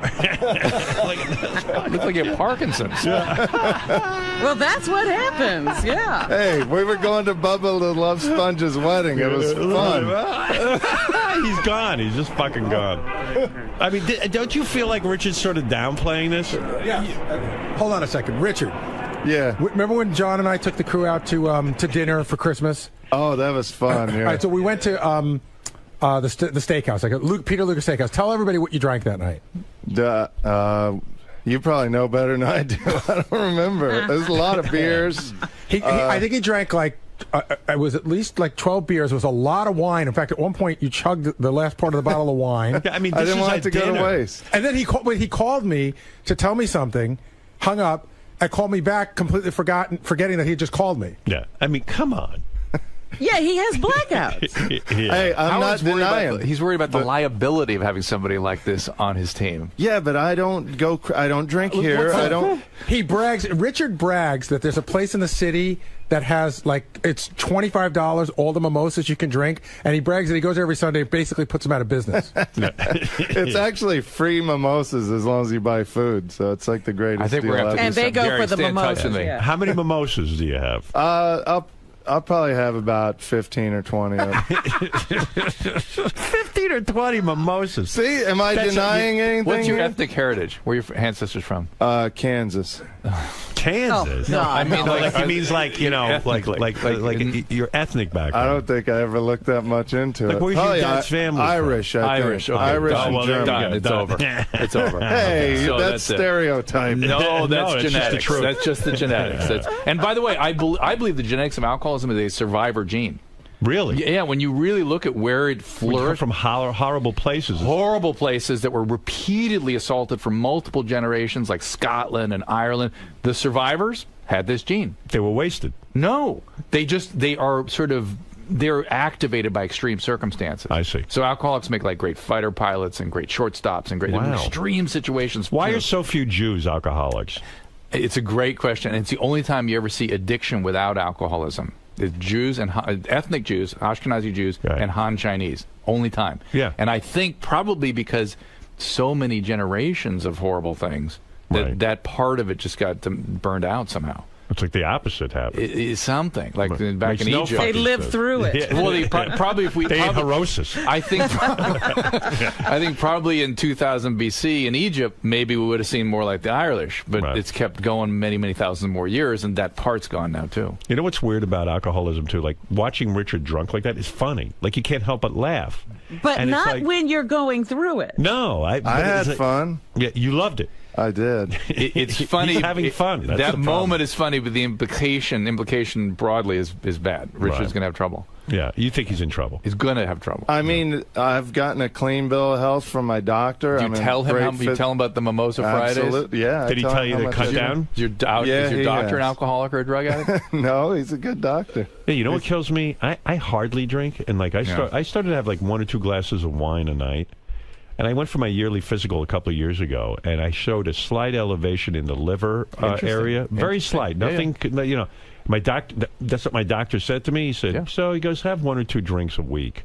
Yeah. And I was like, 1 or 2 drinks a week? And I started to get upset. And I said, well, if I'm getting upset, that means maybe I'm getting too into this shit. And so now I don't drink. I mean, it's definitely better not to drink. Yeah, I mean, can you imagine I'm that sensitive to alcohol? You weren't on any cholesterol meds, statin or anything? No, my cholesterol's real low. I don't get it. Yeah, see, I had high blood pressure, high cholesterol. I got gout, but a lot of that was the gout and the blood pressure may be directly related to the alcohol. But that's why I started running a lot and getting in better shape. But now I feel like my reward, is a nice beer. Howard, let's examine that thinking for a second. Yeah, that's crazy. The gout and the blood pressure is from the alcohol. So that's why I started running. Right. Not stop drinking or cut down. That's why I started running. He'll never stop drinking, I'm telling you. This guy's unbelievable. I have one more point to make, because somebody just reminded me of this. So the way Richard lost all his weight is he's got this app, and this app tells you how many calories you can have a day. And there's many times during the day where Richard will give his calories to alcohol rather than to food. Of course. Right. Of course. That's very healthy. How many calories is a beer? It depends. It can go from around 100 up to about 350. So, I mean, how many calories are you supposed to eat a day? I'm at about 1,800 a day. So if you're having 12 beers in one day, that's it, no food for the day. Yeah, but that's why I run 9 miles, because then that adds another 1,000 calories. You're doing a lot to work around this drink. But Richard, what's fueling you when you run? You have to have some protein. Well, no, he doesn't have to have protein, but he will break down without the protein. Right. But he's such a specimen. What's fueling me when I run is knowing I get to have a beer right afterwards. Oh, my God. Dr. Drew, help him. I'm not sure it's possible. But is it really, though, honestly? Yes, honestly. Is beer as bad as being addicted to, like, vodka and hard alcohol? It's all the same. It's just you eventually get the same amount. Your brain will have you drinking in the amount that it wants you to drink. Yeah. Do you know Richard's 50 beers or 3 ounces of alcohol. Whatever. You know, Richard's doctor has a bar in the waiting room. I was feeling. Just in case something's going on with that doctor. I just got to say. There is a dentist in New York that I heard has wine, so I'm thinking of going there. Oh my God! He never wanted to take care of his teeth. All the free wine. Yeah, you don't even brush your teeth. Why would you care? Listen to him. This is him calling in. Listen. Hardemeyer, you prick cocksucker. Listen to me now. That's Richard. Richard, I can tell you, sure seemed nervous around Howard. Fuck you doing? But right now...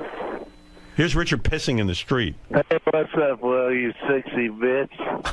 All right, I'm going to leave you a message, and this is it.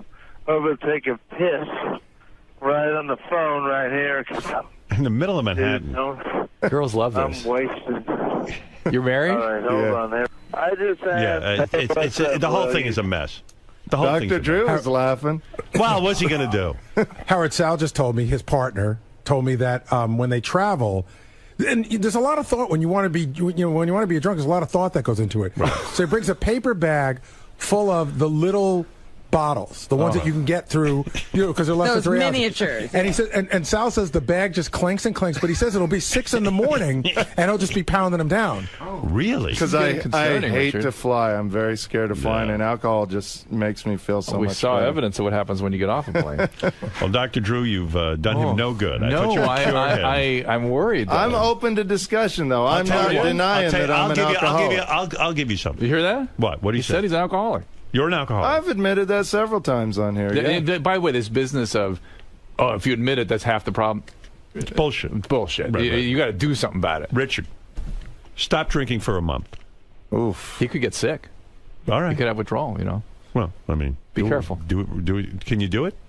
Well, if that's the case, maybe I'll try it a few days at a time or something. He's not doing it. A week. You talk to your doctor maybe before you do it and get, you really be, it's very scary. It is, right? Really, yeah, it's really could go bad. Yeah. I mean, make sure you take, your nutrition's first thing to pay attention to, because you can get actually brain damage and nerve damage and stuff. Well, I mean, honestly, I think he has brain damage. I eat super healthy. I think you have brain damage. I heard all about it. There's 12 beers or food. Yeah. That's once in a while. Oh, my God. I probably do have brain damage, but I know you it helps with my prank calls and stuff. No, it doesn't. Don't even think that. And go see your doctor, Richard, and have you withdraw for a month. See what happens. I will. Also, the Dr. Drew podcast is available on iTunes. Robin will be watching both and listening to both. I know that. I feel like I made some inroads with Robin. No, Robin, are we still again? Exactly the same? I didn't want that perception out there that I hated you, because that's not the truth. Yeah, Robin is full of love. She really is. Yeah, I know. I call her my love bug. And think how long you guys have been together. She has to have been, right? She loves me, right, Robin?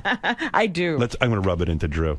She loves me, Drew. She used to love me too. Unquestionably. She said that. When you lose Robin's love, it's not fun. It's not at all. That's right. You've lost the sunshine. There's one last call from you from a very famous caller, Debbie the pet lady. Fantastic. I love Yes, to talk Debbie, to Debbie. go ahead. Howard, I want to talk to you in person. Debbie, this is Dr. Drew. Do you know you frighten me, my dear. Are you okay? No, I'm not, because your show has been mean to me. I see how you do me. Drew's show has been mean? Yeah, can I just say something, please? And I won't yell. All right. It needs to come out already. It's not fair what you've done to me. I asked nicely to speak to, Gary, and Gary can't even take 5 minutes to answer me, but he answers all your regulars. This is back to getting the wrong seats in the AGT. Yeah, this is AGT. Yeah. She was complaining. She complains Gary doesn't spend enough time on the show with her. I mean, how does she know what Gary does with the others? She has. Because I see the tweets. I seen Eric's tweet how he's bragging that Gary got hold of him and is going to help him with something on the air for today. But yeah, when I was writing Gary all 3 days in a row to beg him. Debbie, we're not like Dr. Drew, a help center. Answer your regulars, but why are you? I don't answer anybody. Like shit. You treat me like crap, and you don't want to. Well, if that's Gary treating you that way, don't blame Howard. And Gary can't be involved with you. No, we're treating her fine, Howard. I know you are. He wanted to have me locked up and have FBI come to my house and take my kid away, but that's okay. Her kid? Who's taking your kid? Oh yeah, she has a kid. How do you support? John, the reporter John. on? Debbie, how do you support your child? Debbie? What do you mean? I mean, what do you do for a living? What do you mean? What do you do for a living? Nobody works. I'm on disability. from the state. Yeah. And how old's your child? My child's older now. He's 16. 16. Is he getting on okay? Is he going to go to college and stuff? Yeah, he's actually doing very good. He smart. He got good grades. And Debbie, somebody must have advised you to take medication along the way. How come you don't take medication? I think she does. Do you? I was taking. I stopped. Oh, you can tell. Yeah. And all that. You have sort of a bipolar disorder. Is that right? They diagnosed me with schizophrenia.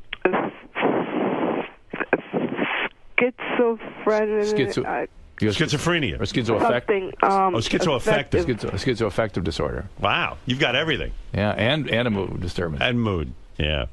Well, listen, Debbie's a character. But no, I'm not. I'm not part of the show no more. Yeah, but Debbie, so maybe it's best you stay away from the show. Yeah, because, you people won't tell the truth to the world anyway. Right. I think people love you, Debbie. People love you. We love you, but maybe it's best you stay away from the show. No. Just hear me out one time, all right? I think I've heard you out 1,000,000 times. No, you didn't, Howard, because you always hang up on me. Well, I don't have all day for this. Yeah, because you don't have the time to listen to the truth. I don't have the time. You're right. I'm doing a radio show that Well, entertains Debbie, people. if you're being mistreated here, stay away. Right. That's the best answer. I am. Okay, so then be done with... my fucking life to the fucking world, and I'm not supposed to get upset, right? You can trash me out there with a woman. We like you. Play nothing else on me than you fuckers, because I will fuck you up. Do you understand? Yes. Oh. I understood. Well, this went well. Shuli has a thing with her. If you yell back at her, she stops. Oh, really? I don't think so. Hey, Debbie, you better shut up right now. Oh. See? Wow, it worked. Calm down.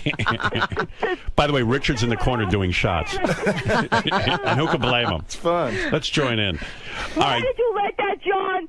I don't know, Debbie. Please. We didn't do anything. Stay away from the show. Lieberman? Oh, John Lieberman you don't like? He threatened to...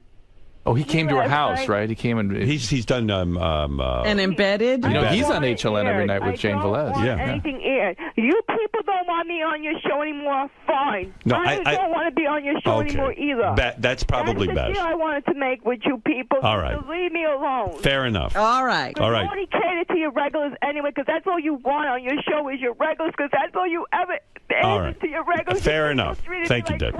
We agree with you. 3 years, I wasted 3 years on this show, and I want the world to at least hear what I had to say, because it's not right how you people did me for 3 years. If she took medication, could she be normal? No. This schizoaffective is a personality disorder. I see. And but what would the medication do? Not this business. This up and down. Yeah. She'd be constant. She'd be better. She'd be narrower range. You push me to these fucking stakes and move. All right, fair enough. You made a good point, and time to move on. Thank you. Probably disability a good thing. Yeah. I don't imagine her in the workplace. No. Would you Who's doing more to remove the stigma of mental illness, us or you? You're doing We're doing a great job. You really are. You know what, Drew? I'm going to leave it up to you. Thank you. I feel much better with you dealing with Thank this. you. All right, Dr. Drew, thank you. Your show, of course, is helping a lot of people. We try. Watch Dr. Not Drew. Robin, evidently. But... Well, some people disagree. You were trying to help me? Richard, go out in the hall and talk to Dr. Drew. Richard, I wanted to thank you. I mean, thanks for even bringing me up. I appreciate it and caring. It really worked. I appreciate it. And I'm reading Steve-O's book right now, too, and you really helped him. Steve-O, we helped. Yeah. Steve-O was going to die. Yeah, Steve-O's amazing. You know who helped him is Knoxville. Johnny, Knoxville called me. We all knew what was going on. I said, Knoxville, you've tied this guy up 1,000,000 times. Tie him up now, throw him in the trunk, take him to the hospital. And that's what he did. Yeah. And he's alive because of it. Fascinating, the story about their intervention. And he was not thinking right for a long time after I love that Johnny Knoxville. Just saw him in L.A. Spent 2 nights with him. Steve was a miracle of recovery. Years now. Yeah, pretty impressive. Oh. Yeah. Great guy. All right, listen, Dr. Drew, we could enter it up all day, but unfortunately all good things must come to an end. Thank you. And You're right, Steve-O, big success story, Robin. You have to remember that. Steve-O now. I think Steve-O is doing incredibly well. And again, my complaints came right at the very beginning and had nothing to do with people's results. I'm just saying Steve-O is now stapling his balls completely sober. And that's right. And Robin, right. I wish I had consulted you before we published that book. I really do. Absolutely. Stop it. Well, Stop it it. happened all here You couldn't apologize at the time. Remember that? You defended yourself. I did. All right, we're going to end this right now. This is the next time you come in, we'll continue. Thank you. Dr. Drew, thank you. It will go on and on and on. Robin, thank you, and we'll be back right after these words. Mr. Christie. See, some guys are addicted to dirty magazines and webcams, and I like drinking. Richard, given everything that was discussed today, did your opinion about yourself change at all? Do you see yourself and your behavior in a different light? I don't know, man. I just love beer so much. That's not to make it sound simple, but I love the taste of beer. I love feeling good. I love relaxing, winding down with a nice beer after a run. I just love it. So I don't, if something really crazy happens, then maybe I'll quit. But so far, knock on wood. What will it take? I'm still able to function. We use the same doctor. He uses my doctor. So I just told him that I didn't think he was telling my doctor the truth. I do. I swear. I swear. Maybe if you went in with him. I want to. You want to go in with him and describe exactly what's going on here. You can go in there with me while I tell him I have 12 beers in a day. But a lot of physicians don't maybe understand alcoholism per se, and I bet you what he'll say to him is, you need to cut down, watch it, be careful, and that may not be possible for you. You're either going to have to stop. It would be or hard, not. yeah. And we heard Howard say take a month off, and that scares me. You could have full-on withdrawal. Boy, she's suppressing a smile. No, because I recommended my doctor to Richard, so I'd be more than gladly to go there with him. I think you should. I think, Lisa's going with you. Okay. Because it scares me when he goes, I'm running so I can drink. And I go, ooh. Well, that's that thinking. But I was drinking before I ran. It's just it's better now. See, now I'm running so I can keep drinking. Anything to keep drinking. Yeah, right. Sweating it all out. There you go. No, I realize, and I've told Howard before, I do drink a lot. I'm not going to deny that. But this is an interesting situation. I mean, it's working for him. He doesn't want to stop. You have to find that motivation to stop, and he's going to have some more serious consequences before he does. What are you going to say, right? I mean, sometimes doctors can have an impact to say, hey, you got to do this. But we'll see. Yeah. I don't think your doctor can do that. I don't think so. Maybe if she goes and talks to him. Dr. Drew. Cameras or no? Are you allowed to have cameras in there? Robin won't hear of it. I don't know. Dr. Drew, are there levels of alcoholism? Oh, sure. That is Richard more of a binge drinker than anything right now? He's what you call, he's still controlling it. Even though it's excessive and he's having some consequences, he's still controlling it. It's not out of control yet. And that's when it's difficult to get people to motivate to stop. Because they say, look, I'm still working, I got to control, what do I do? What will be some of the indicators to look for if we see Richard going over the line? Just look at the videotape getting off the airplane that tells you everything you need to know. In my defense, that was 5 or 6 years ago. Oh, that's even better. Yeah. So things have progressed since then, so just keep that in mind.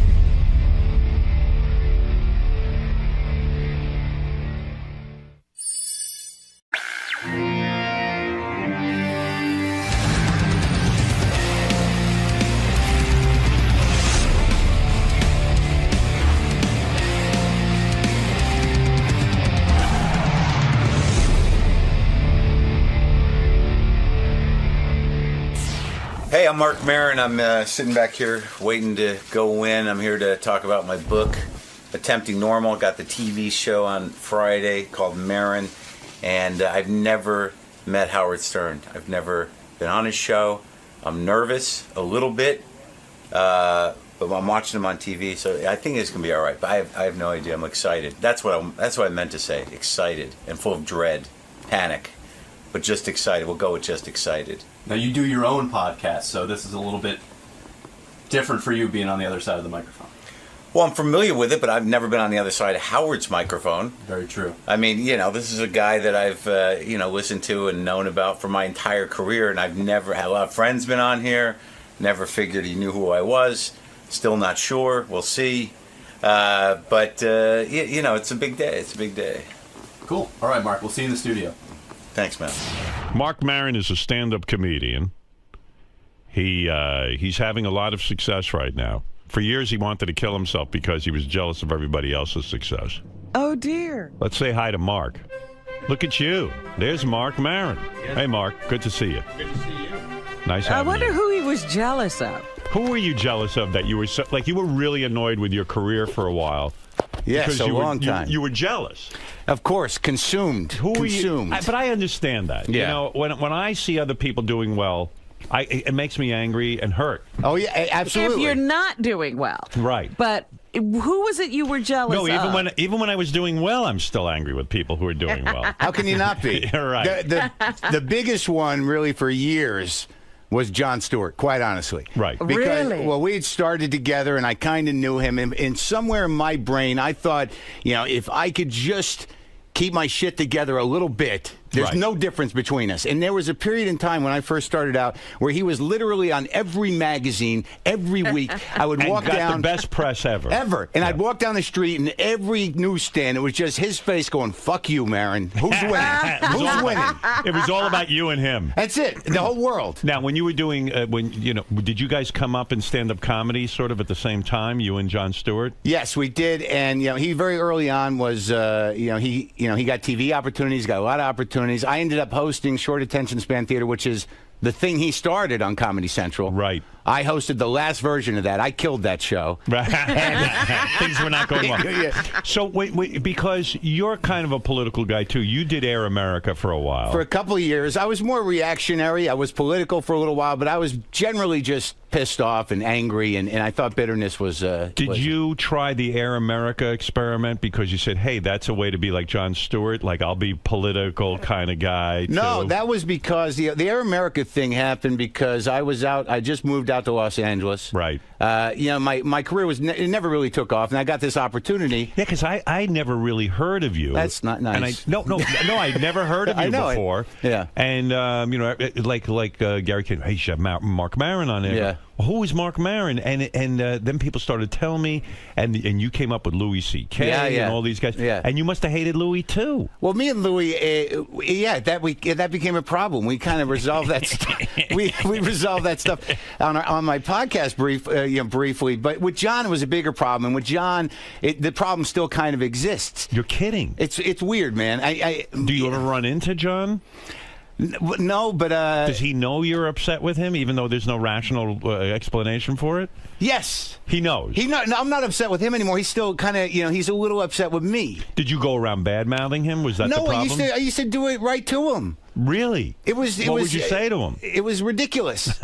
like there was a... You felt you were entitled to his career. I felt that if I could just be charming and not be such a dick, right? That I could, I could be that guy. I used to think if I just committed to a haircut, if I just committed to a hairstyle and a shave, and a shave, the guy he's just got the confidence to never change his haircut, and that was. You felt you were the same. You know what it is?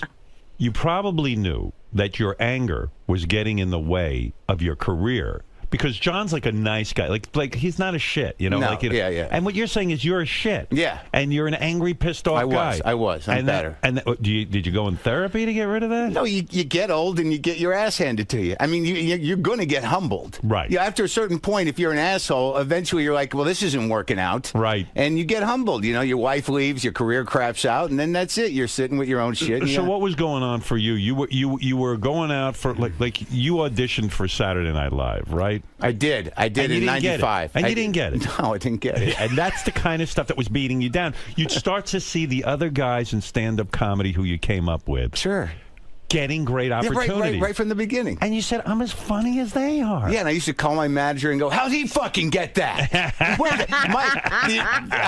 The first 20 years of my career were fueled by spite, by me yelling at my manager saying, why is that guy on television? And then your manager would say, look, what do you want from me? Go out and do something, dummy. Say, I'm not talking to you anymore. Right.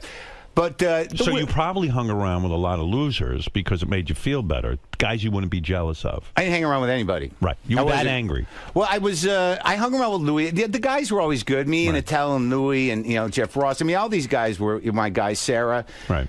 We all hung out together. Todd Berry, and I was all part of that scene. Right. I was not that angry. I was not that miserable. I was still doing comedy, but in my heart, I couldn't quite reconcile why.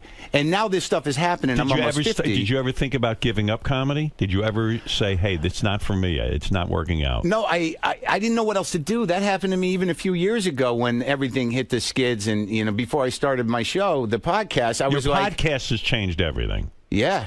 Your podcast gets, 700,000 downloads per show? It gets between 300 and 400,000 per show. That's amazing. It's great. How did people learn of your podcast? I don't understand that universe. Well, ultimately, what happened, we started it, and then I started talking to comics, and it evolved into this one-on-one interview show, and there were a couple of episodes that became very important and sort of put it on the map. I did one with Robin Williams. I did 2 with Louis, a double episode where we kind of rebuilt our friendship. I did 2 with Mencia. When Louis was on your podcast, you guys were on the outs. We hadn't talked in a while. There was tension because I'd gotten to the point where I couldn't interact with Louis because I couldn't handle his success. Yeah, he's on fire. He's always been kind of on fire. He's a very talented guy. Right. And but we've been friends for years. And so did there come a time where you said to Louis, look, Louis, the reason I can't be friends with you is because I'm so jealous of you. Yeah. You did. You confronted him with I said that. And what did he say? He probably got uncomfortable. He said, this guy Maron's out of his fucking mind. Right. Well, he said, it upset him. And then it came to a point where, he was having his own problems. Right. And, I was a friend of his, too. But he didn't feel like he could reach out to me. So there was this thing. So you hadn't spoken in years? Not much. And he walked. So when you I went to his house. You went to his house with the microphones. That's a humbling experience. Did you tell him you were coming, or you just? No, he knew. He wanted. We weren't. We didn't hate each other. We just didn't talk much, and it used to hurt my heart. And then he called me on it in the middle of that show. Right. He said, when you couldn't talk to me, I might have needed a friend. You were being a shitty friend. And, I almost got, I got a little choked up, and I let the moment happen. And then since then, we've been in touch. We've been all right. Did there come a time for a lot of comedians, this real sign of success was if Marc Maron hated you? I do a lot of apologizing on my show. Right. Yes, you do. I do. But that takes a big man to do that. Well, it took a while. Yeah. That's what happened with John, is I called him up. I'm like, hey, I'm the apologize guy. Right. So, I call him up, and I'm like, let's do this. I apologize to people. That's my new thing. Right. And he's like, well, I don't know if you remember what a dick you were. Wow. To me. What did he remind you of? What had you done? I was a dick. How were you a dick? Well, when we were starting out, I was doing my angry kind of I'm the rebel guy, right? And he was always a great comic. Right. I got he's a talented terrific, guy, yeah. And he's a funny guy. But he had just done I think his first big break, he would host MTV Spring Break or something. That drove you nuts. Yeah, well, yeah, right away. Yeah. So he would. I love that you're honest about it. Well, no, he would walk in. There was one moment, where I was on stage at the Boston Comedy Club. Right. And John walks in, and I'm on stage. There's probably not a lot of people there. And I said, hey, how's sucking Satan's cock? That kind of thing. Oh, wow. And, and he didn't know what the hell to do with that. And meanwhile, you would have loved that opportunity to suck Satan's cock and go on MTV. Where is Satan's cock? Yeah, it took me 40 years. No, Satan, fortunately, never wanted me to suck his dick. I was one of the lucky ones. Right. Satan never said, you're ready? And I'm like, no, he never showed up. And in a way, thank God John was sort of strong inside, because when you get that kind of criticism from your fellow comics, you start to even question yourself. I feel bad about it. Yeah. I honestly, and then there was another time, he put me on his show too when he had the show on MTV. He would have me on as a comic guest. He was good to me. Right. And I was always sort of standoffish with him. It was weird. And then there was a couple of great moments with him and I.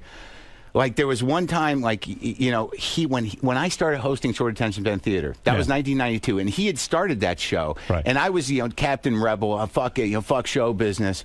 He had me, when I started hosting that show, he had me into his office. I don't remember which show he was hosting at the time, one of the Jon Stewart show, and he brought me into his office, and I was like, so what's up? How's the, you know, doing my thing? And he goes, don't you host Short Attention Span Theater? I go, yeah, I do. He goes, you have no right to talk to me like this anymore. Right. Yeah. You took a show that I did. Yeah. You have no. And you know, he put that in my face. And then years later, he was hosting some event I was at, and I came up to him. I started in again. He's like, I really don't need to take this shit from you. Right. I don't have to talk. I don't have to talk to you at all. Right. So this went on for years. But the weird thing was when I called up, like, you know, you were bullying him. Definitely. Yeah. And when I called up, like, come on, let's do the apology thing. He's like, you know, there's no love here. Right. Good for him. I mean, good for him in a way. Yeah, no, I get it. Why do I need to put myself through it? It was a great moment for me, for him to say that, because I needed to hear that. So is he on? So he's never been on the podcast? No, he said he would have coffee with me, maybe. Right. But no, he's not going to put it out there for everyone to listen to. He's not a very public guy, and I get that. And look, to be honest with you, because however angry you are, I can tell it really bothers you, because you know what? John's a really nice guy. He really is. I mean, I've met a lot of people, and John is sincerely one of the nicest people I've ever met. And I don't know him that well off air. You know, he's done my show many times. But one time I was hanging out at a hotel in Los Angeles, where I'm up, and John was just staying at the same hotel, and we got to talking. And I said, gee, what a genuinely nice guy. Like, there was no hidden agenda, you know? Yeah. So, like it's got to drive you crazy now that you're enlightened somewhat. It does. It does. But I tell you, honestly, Howard, there's a... You know, when he said... I was on the phone. Poor you. I was in Portland, Oregon. And Gallagher had just been in my hotel room and stormed out in the middle of a podcast. I interviewed that nut, and like, you know, and here I am, right, and he had just said, I'm not doing this, and he stormed out of the fucking room. Right. And that happened. And then I'm on the phone I'm in Portland, Oregon, you know, Gallagher just walked out of my show, and then I'm on the phone, John calls me back, and I'm like, hey, man, you know, I want to do this show. And when he said that to me, you know, he said, I don't have to do that. I don't want to do that. Why would I do that? And I'm like, all right, you know, he's right. You know, who the hell do I think I am? Right. And he says, maybe we'll have coffee. I hung up the phone. I'm like, all right, you know, that was a genuine thing there. But there's part of me that's like, no, I'm not going to have coffee. You know, like there's still, I got to fight. You're still angry. There is that guy still there. It's still there. Yeah. Well, it never leaves. It doesn't? No. You know, maybe it gets a little quieter. Yeah, it definitely gets quieter. I relate to what you're saying. I have picked up the phone and called people that I have because of my anger. Yeah. And I have tremendous anger, too. Do you know where it comes from? I believe I do. Where? Well, I know where your anger comes from, because I've read something about your history. Yeah. I mean, it all goes back to parenting and all that. Your father was a doctor. Yeah. Cold and aloof. Yeah, gone. Yeah, a little bit. Yeah. And I mean, and a narcissist, your dad, because he would steal moments from you. Always did yesterday.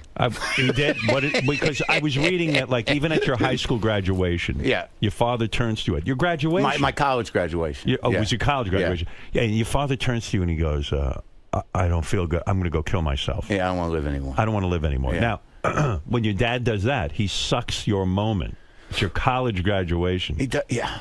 Why did he choose that moment to tell you he was going to kill himself? No, it happened throughout my life. I mean, this is something that happened throughout my life. And a successful guy, doctor, and I don't know what the hell his problem was. I try to figure out, even in the book, I'm like, I don't know what happened to that guy. I don't know what causes that. But you're right about that's a very good way to look at it. I never really thought about it like that. That he erases yourself. He erases your sense of self. All about him. So if you've gone through your life feeling like you can't get inside, you're an outsider, you can't get your parents' attention. Yeah. Sounds like your mother was very self-absorbed too. Yeah, she's gotten better. An anorexic. A little bit. You once went on the air and said my mother weighs 119 pounds, and she called you up to correct you and say, no, I weigh 116 pounds. Yeah, she was upset about that. Yeah. So in the book, I talk about her getting new boobs. Right. But and she don't care about that. Right. But as long as I get the weight right, we're going to be okay. Is she better with her weight now? She doesn't look at it as a problem. It's just her job. Right. Is maintaining the weight. Skinny. Yeah, that's her job. She once said to me 5 years, within the last 4 years, she pulled me aside and said, you know, Mark, if you were fat, I don't think I could love you. Isn't that something? This was a couple of years ago. If your mother says to you, if you were fat, I don't think I could love you. Right. And your father steals all your moments from you. It's amazing I got a sense of self. How can you not be angry about, you're probably still a little kid inside trying to get some attention, get someone to look at you. And then when the world isn't looking at you and is looking at Jon Stewart and looking at Louis C.K., you go berserk and you lash out. And it makes perfect sense. And my own anger, I would do the same thing. I would go into a new radio market and scream about guys I didn't even fucking know. Yeah. Where's yours come from? Well, look, without going into my story, I think that I have a lot of issues in terms of wanting attention. Yeah. And not growing up in a certain way. And, you can go into a whole psychological profile. Sure. My father raped me repeatedly, anally. No, I'm just kidding. I was like, this is the best interview ever. Yeah, right. No, but like you say, your dad would do weird things too. Like you were at your grandfather's funeral. Yeah, that was and your dad started to put his fingers in your grandpa's mouth. Well, he was a doctor, so you never know. It's an interesting thing with doctors. There's always a clinical element. Right. Yeah, there's a the emotions out the window. Right. Like even in the book I talk about the time where he brought another guy in to give me a proctological exam at the house. Yeah, now I read that. Now I know where your anger comes from. Yeah. You're a kid. Yeah. How old were you when that happened? I was probably 7 or 8. We just moved to a new town. And you felt you had I had a pain in my stomach, right? So my father, who's an orthopedic, not an internist, he's an orthopedic, not a proctologist, right? No, and he's going to examine me. He's my dad. He's a doctor. So he gives me that examination. He sticks his finger in my ass. Where did this occur? In your bedroom? No, I don't know. I can't remember where that one occurred. Where when the initial examination. I don't know where it occurred. But there's a moment there where you're like, he's a doctor. This is something that happens. But in retrospect, I don't know how you process that as a kid, right? So in my memory, he doesn't know what the hell's wrong with me, really? Because it's not his line. He's a bone guy, right? So he finger bangs me. Well, so he brought you somewhere in a room. Yeah, and bends you over. Yeah, and he gives me that and sticks his finger all the way up your ass. Right, to see if I have appendicitis. He thinks I have appendicitis. Is that the proper way to even diagnose appendicitis? I have no idea. All I know is he brought another guy over. Stop. No, he did. This is the thing. He did? Yeah. Well, here's what happened. So no wonder you're angry. Yeah. So he realizes that he can't diagnose it. So we've been in town maybe in my memory a matter of weeks. We moved to Albuquerque, New Mexico from Alaska. So he does that. He says, I don't know. So he knows one doctor that he met in Albuquerque, right? One guy who does this. So he comes over to the house. So now we're in the bathroom, and now doctor's giving me the examation. Finger up the ass, too. And my father's sitting there watching, and I'm like... Oh, my God, it's humiliating. Right, so I'm thinking, like, God, if a cop or... if anyone walked in on that, what would they say? It's okay, we're doctors. We're doctors, this is my son. So... well, that's got to damage you. I mean, you're joking about it here, but it is... In other words... It's still on his mind. It's so invasive. It's like, look what you write about. Your dad put his fingers in your grandpa's mouth. To look at his teeth. That was the weirdest thing, dude. Maybe he was checking for gold fillings. He said he didn't recognize him. Right. And, I guess that, people in grief or people in that moment, but you're Jewish, I'm a Jew, so it was a very odd situation that... we're at the funeral, and he's a little, he's working the room. He's a little perkier than he should be. And, there's a funeral director there. The Jews don't open the casket, right? So the funeral director standing by. I see my father talking to her, and I'm like, oh, what is this about? What's he doing? And it's a woman, which is, this young woman is a funeral director. And I see him talking to her, and I walk up and go, what's going on? And my father goes, I want to see the body. Right. I'm like, okay. I mean, that's all right. It's reasonable. You can do that. So she walks us in there, and there's a casket, the pine box. The woman opens up the top of the pine box and pulls the talus away from my grandfather's little dead head. Yeah. And there's his face. Right. And I'm standing there next to my father, and then he just reaches down and he pulls his mouth open with his finger. And the woman was beautiful. This woman, she's... she goes, is there a problem with the mouth? And my old man just says, I just want to see his teeth. It's him. It's like if there was a question, it's him. Maybe it was his way of dominating his dad in some weird way. That's what it was definitely a boundaryless situation. You know what I mean? Yeah. And but did it remind you of getting a finger stuck in your ass? Seriously, it's like the fingers are going everywhere in inappropriate places. No, I kind of put this stuff in my mind in a certain way because you grow up with somebody who's like that, who's a doctor. You don't always think in that way. You know? Yeah, I guess. But it just seems. Are they happy for you now, or were they also very negative about you going into comedy? Were they not that supportive?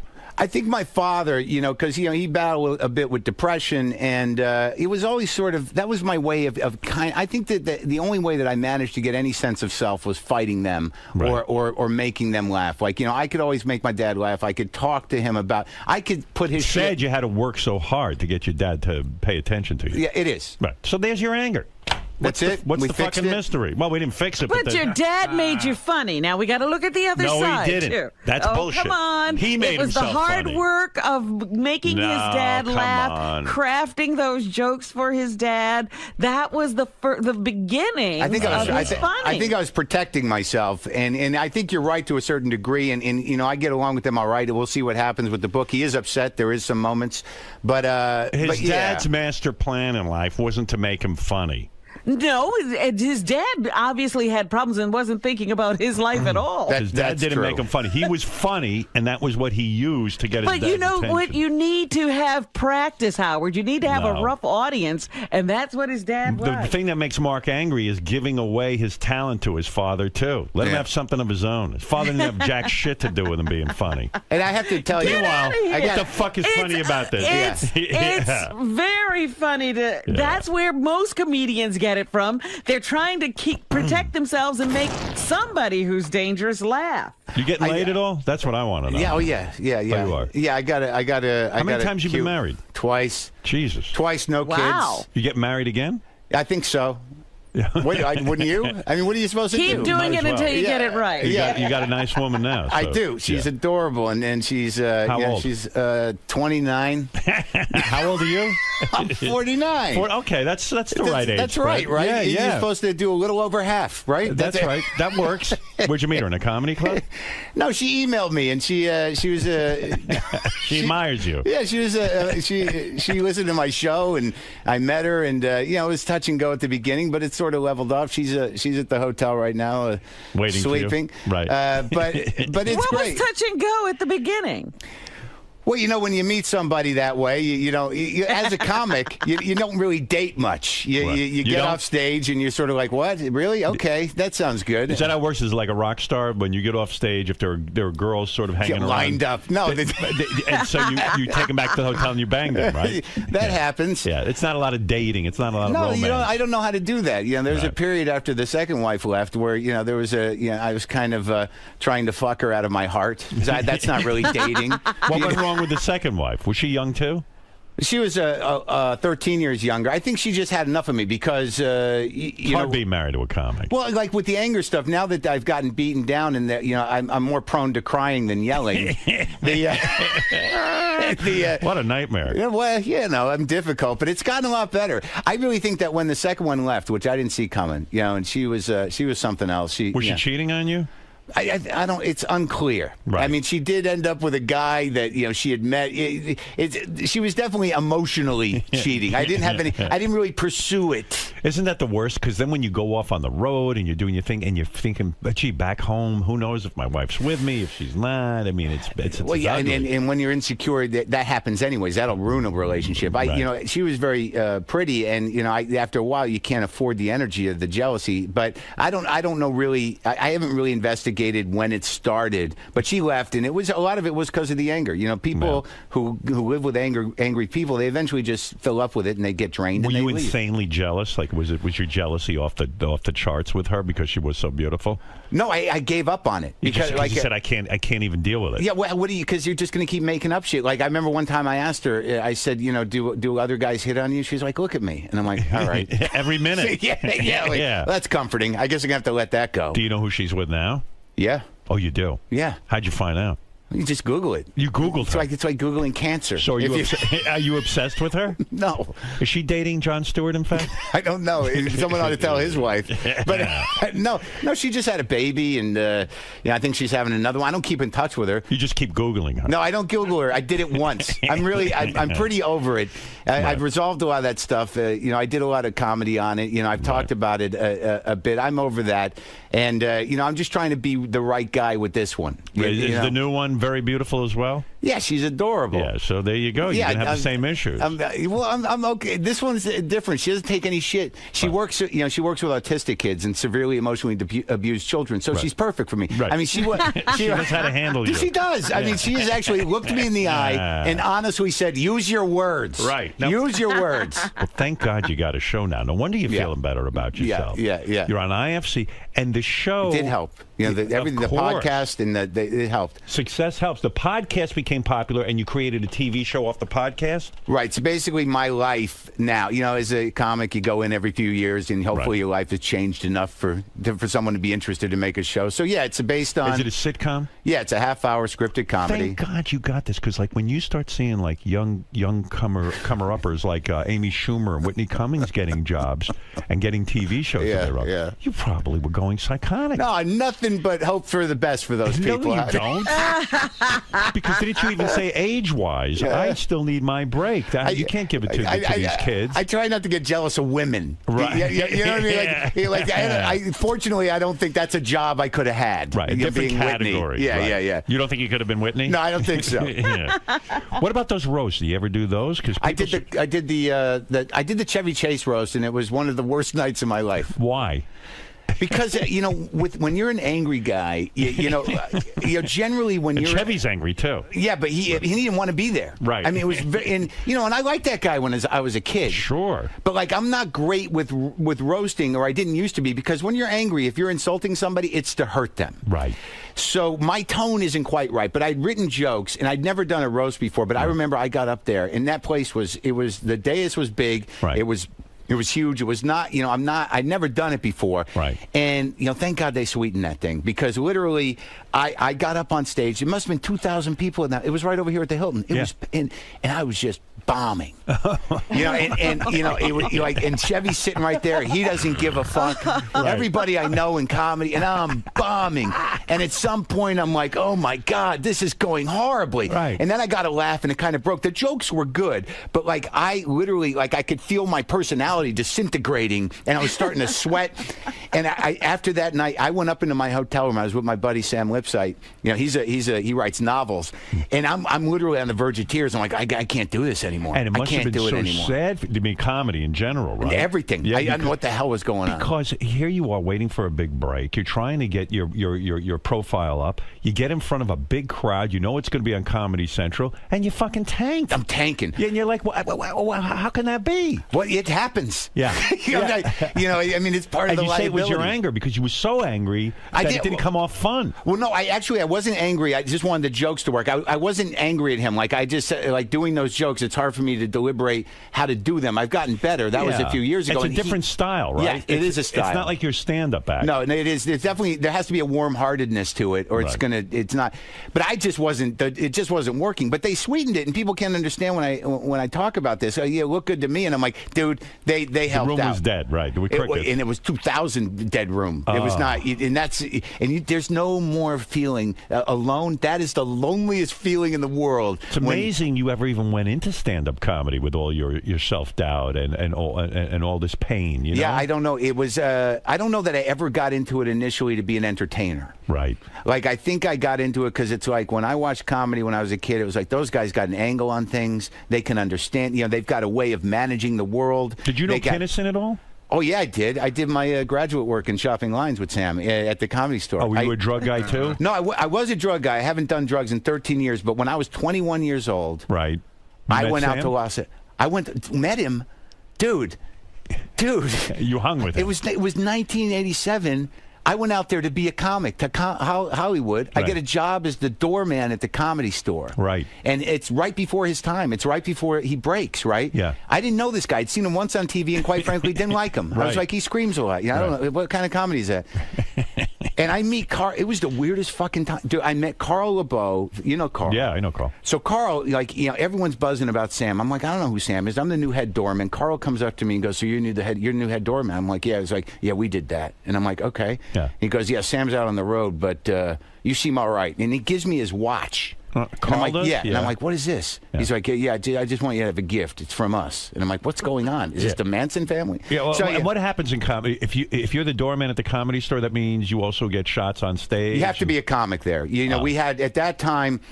when you were a doorman, the Comedy Store is its own universe. Right. And I just entered it. And when you're a doorman, you're a non-paid regular. And you had access to do spots in the belly room upstairs. So what we would have to do is you'd get people leaving the other rooms and be like, you want more comedy? We got guys upstairs. And you bring them upstairs. So your payment wasn't money. It was getting stage time. Right. And you got paid for the door a little bit. And I ended up living in the house that Mitzi owned behind the Comedy Store. Right. Where, so you get some perks. Right. Where Dice used to live and everything. But the first meeting with friends with Dice? I lived in his old room. Right. I don't really know him. I used to see these guys around. I always feel very connected to people very quickly, but I don't know them. But Kinnison, you know. Yeah, I spent a lot of time listening to that guy. Yeah. Hours and hours with him. Well, it was sort of my job. It became, the first time I met him, it was pretty insane. Like, he comes back in, and I'd already passed the Carl test, and I was given my watch. Right. So now, I got to go up and hang out with Sam. And I thought I was a pretty, Mr. Rock and Roll dude. I thought I could handle the drugs. And, I was doing drugs on my own. So I'm living in this house, and Sam goes, we go one-on-one, right? So I'd never met Sam before. And we're sitting there, and we're doing blow. Right. And it's just me and him. He's right here. He's looking me in the eye. He goes, look me in the eyes, Marin. Can't trust a man who doesn't look me in the eyes. And I'm like, I don't know this guy. Yeah. And I'm looking him in the eyes. I'm like, okay, I'm doing it. And he's giving me the Sam riff and like, I'm gonna help you out, man. And the whole bit. Right. And then we run out of blow. And he's and this is the first time I meet this guy. It's like 4 a.m. He's like, we need more blow. And I'm like, I don't know. I don't know anybody. He's like, wait, you got a car? So we get in my car. This is the first time I met the guy. Yeah. And we're driving down Sunset, and he's like in and out of consciousness. And it's like, I know that look. Yeah, and he's like, and then he snaps up at one point. He goes, I don't even know you. You could kill me. And I'm like, where are we going? Yeah, what are we doing? So and he was hopelessly addicted. You probably were that. Like, you didn't need that much. No, I definitely learned my lesson. I left Hollywood hearing voices in my head and thinking things were chasing me. I left Hollywood after a year and got my passport renewed because I might have to leave. I thought they were chasing me. Right. But we drive to this guy's house. It's 4 a.m. Me and Sam rings the intercom. It's like, it's Sam, what's up? And I'm like, where are we? Somewhere on Crescent Heights or whatever. And we go up to this door. And Sam's like knocking on the door. And this guy opens the door. He's in a bathrobe. He's got long blonde hair. And he's like, could you just be cool? My roommate's sleeping. He's like, you got anything? And we go into this guy's room. And, and Sam just falls on the floor. And he goes, you got any booze? And then, for some reason, all this guy had was miniatures. And he gives Sam miniature bottles of booze. Yeah, he gives he gives a little bottle of vodka. So he gives a little fat Sam who's on the floor with this mini Smirnoff bottle. So you just see Sam. He looks like a giant. It's like Gulliver in the land of booze. Exactly. Right. Yeah. So he's drinking this and he passes out.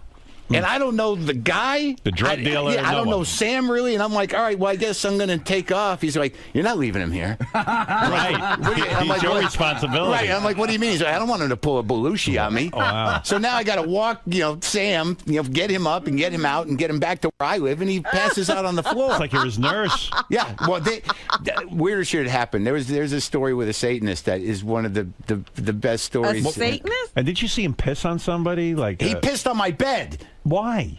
You want to hear that? I mean, I don't know. What is that? Dude, this guy, you know this guy. Yeah, you had experience. Yeah. He entered a zone, but this was for a reason. That he pissed on your bed? Yeah, it was an interesting reason. I'll tell you the story.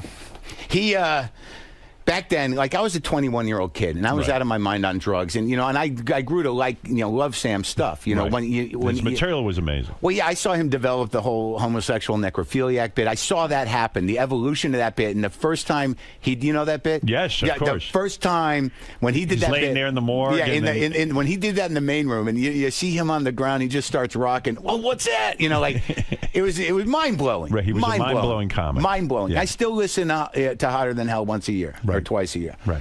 So anyways, the Comedy Store is its own universe, and there was this guy that used to hang around. His name was Dave, and he was a Satanist. He had a pentagram tattooed over his heart. He had weird Illuminati tattoos. He looked like Christopher Walken. He was a dope fiend. He was a heroin junkie. Right. And he was a hanger-on. He'd hang out. Right. Sam couldn't stand him. All right, so my job ultimately became, Sam, on Monday nights, it was no cover night. So I was the head door guy, and I was sort of part of it. But he never let me on the inner circle, thank God. I got spit out by that crew. But what he would do, he would show up about 11:30. And you could feel him coming about an hour before. He had that kind of energy. He'd give me a couple $100, and my job would be I'd go out, pick up booze, cigarettes, and stash booze around the house, and he'd bring a crew of weirdos up there to party for 2 or 3 days. Right. So I'd go do that. So one night the party happened, and Dave comes, and he's there, and and Sam comes, and already because I'm so involved with the energy of the thing, I'm like, oh, this is gonna be a problem. Right. Dave's at the table, and Sam would hold court, and all kinds of people. So at some point the party's going on. And I should preface this by saying, 2 days before this party, Sam had brought all his guitars and amps up to the house, and we had a jam session. Right, he was always jamming. Yeah, we had a big jam session out on the patio over Hollywood. It was fun. I couldn't keep up with him and Carl, but we had a good time. And all his guitars and equipment were in my little bedroom because they didn't bring them home yet. I need to set that up. All right, so here's the party. It's going on somewhere on day 2. Dave stands up and goes, I'm going to tell Anton LaVey about you. Right. And the head of the Satanist church. Who cares? A clown. Right. And, I'm going to tell him you're not a real Satanist. So Sam just stands up and he throws a drink in this guy's face and he starts pounding on him. Oh, my God. Just beating him up. Yeah. And that was his style. Drink, boom, Right. So I'm like, oh, man. So, Dave, his shirt's ripped open. He's running around and I pull him aside and say, you got to get out of here. He goes, I'm not leaving. And I'm like, you got to get out of here. It's crazy. You're ruining the party. And you're getting beat up. And but he's not leaving. He's not leaving. So I'm like, all right, I'm going to put you in my room. Right. And you lock yourself in there. And Sam can't get to you. Right. And I got to go because I got a friend coming in. A buddy of mine from Boston is coming in. I told him all about how I'm living in L.A. and I got to pick him up at the airport. So I put Dave in my room. I go to the airport. I pick up Bill. I take him to his hotel, and I sweep over there because I don't even want to go back over there. Right. He wants to be part of that. That's right. Right. So the next morning, this is whoever's been going has been going at least 2 days now. Right. So I take him back over to the house. Bill. Who I told everything. Sam's brother. No. Oh, different Bill. My friend Bill. Okay, who's coming to visit me. Yeah. And, I'm excited because I'm living the life.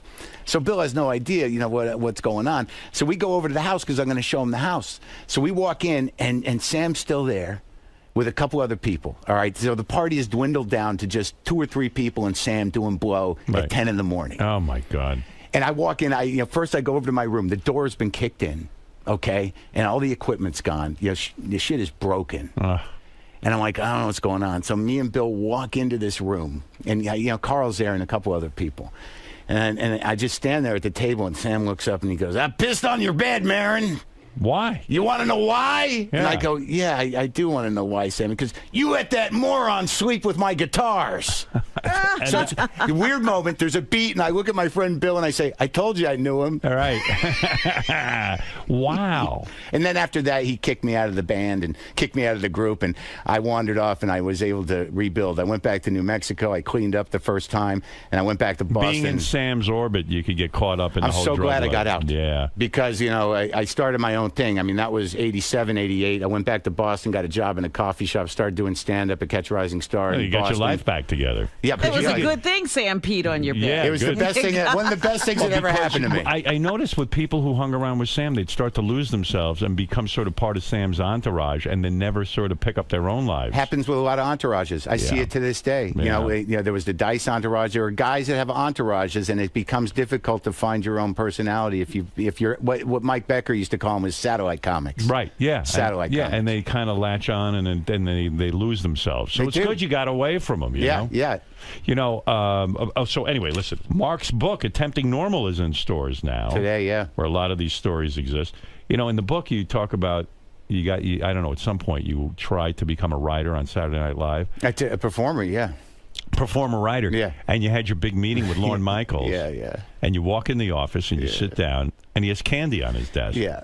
And you swear that you think you didn't get that Saturday Night Live job because you ate the candy off his desk. But I was a little high. You showed up high for the meeting with Lorne? A little bit, just a little pot. Why would you do that? Wasn't that a big deal to you to make it onto Saturday Night Live? It was. And yet just show up high because you got to have your wits about you to talk to Lorne, no? Yeah, but I also I believed in I romanticized the mythology of Saturday Night Live. I thought I should just have a little bit it. I wasn't wasted.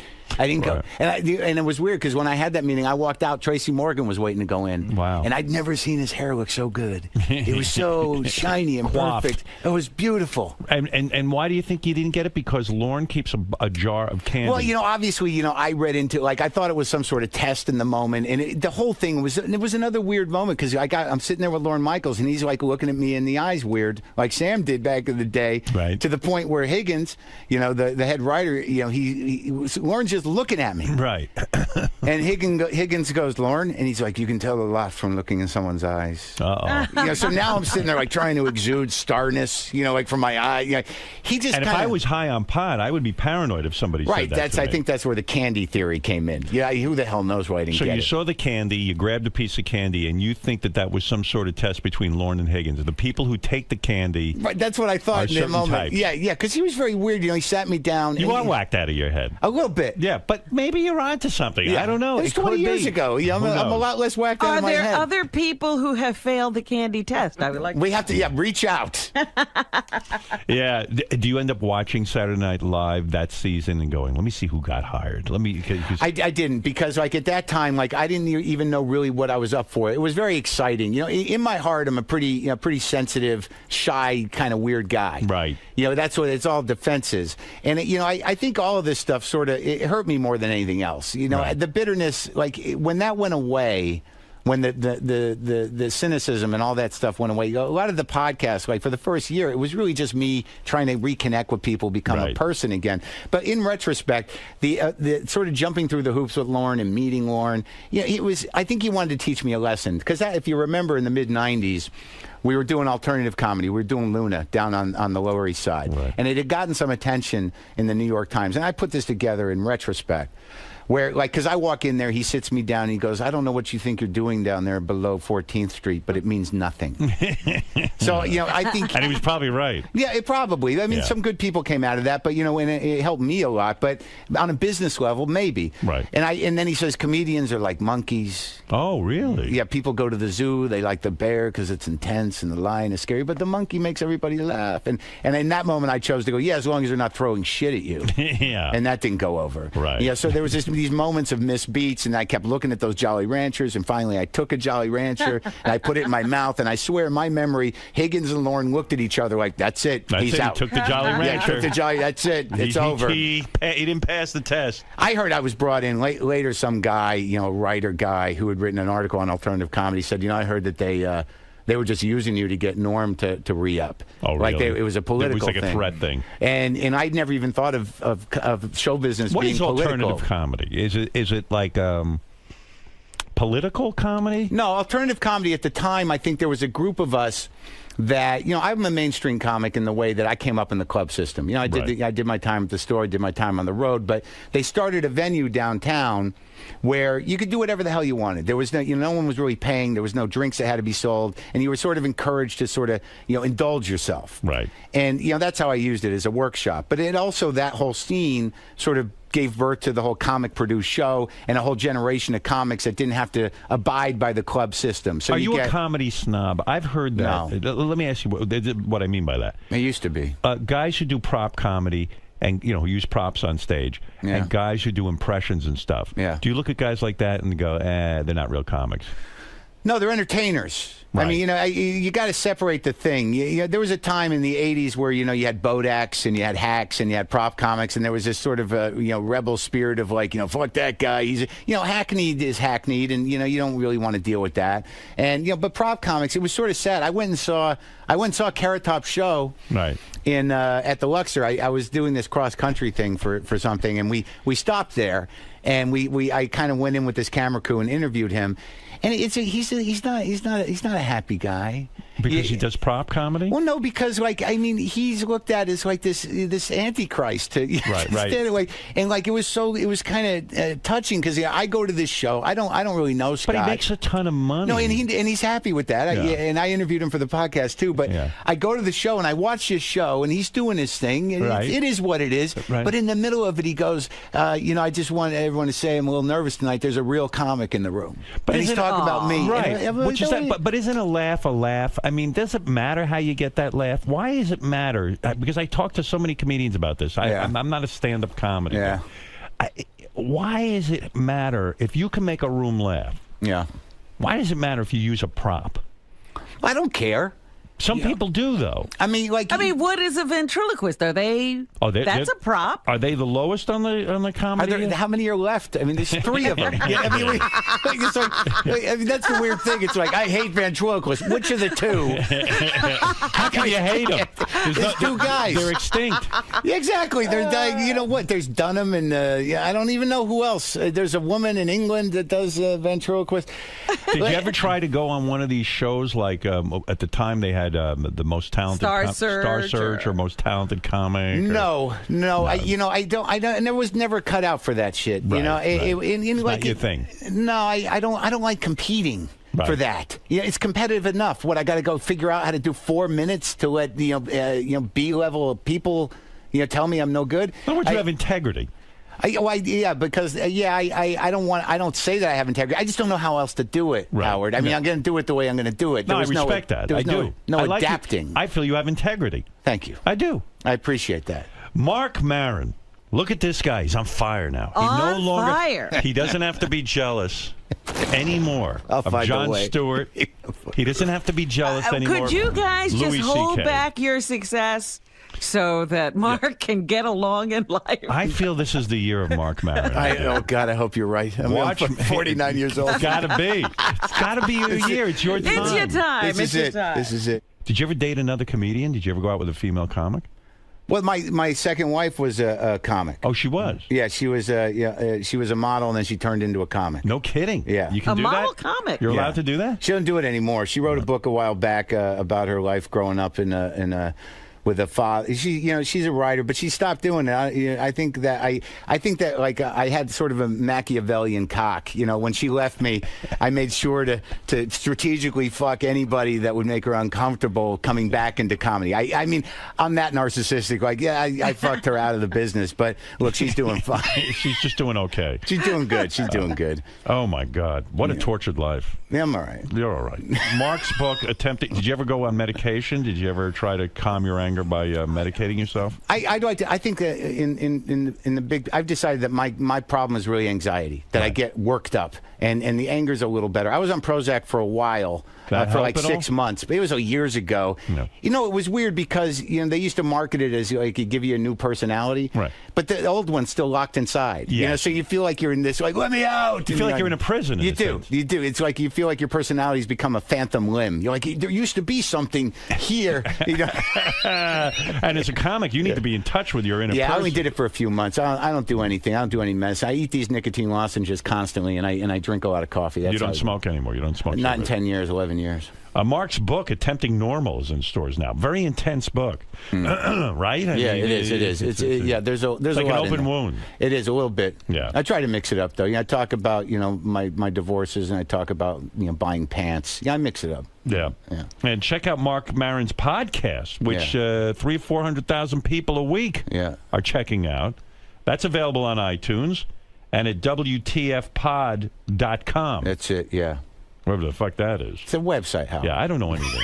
I don't know from podcasts. Yeah, come on. Corolla says his is the #1 podcast. Is that right? Yeah. Well, no. I mean, we're all in the top 10 a lot, but it's like between me and Rogan and Corolla and Chris Hardwick and but usually in the big podcast picture, Ira Glass is #1. That's Ira Glass. Yeah, that's the NPR guy? Yeah. This American Life is usually the #1 podcast. But in comedy, it's there's about 5 or 6 that kind of stay up there, and you move around. It's hard to figure out. So we have numbers. different charts like Billboard. So there's the comedy chart. Yeah, but then there's the all-around overall chart. universe. The overall universe is Ira Glass's universe. All right, let's go to Curtis. Morning, everybody. Good morning, everybody. Mark, you really shouldn't be all that jealous, because especially of Jon Stewart. I mean, because he's funny, and you're really not. Yeah. Oh, whoa. Well, I don't know that, people say that. What's interesting? You mean you've heard this before? What's that, buddy? I feel like we're on Twitter now. Yeah, no, me too. You should let Jon stick his finger in your ass. It'll help. Oh, really? All right, I'll ask him.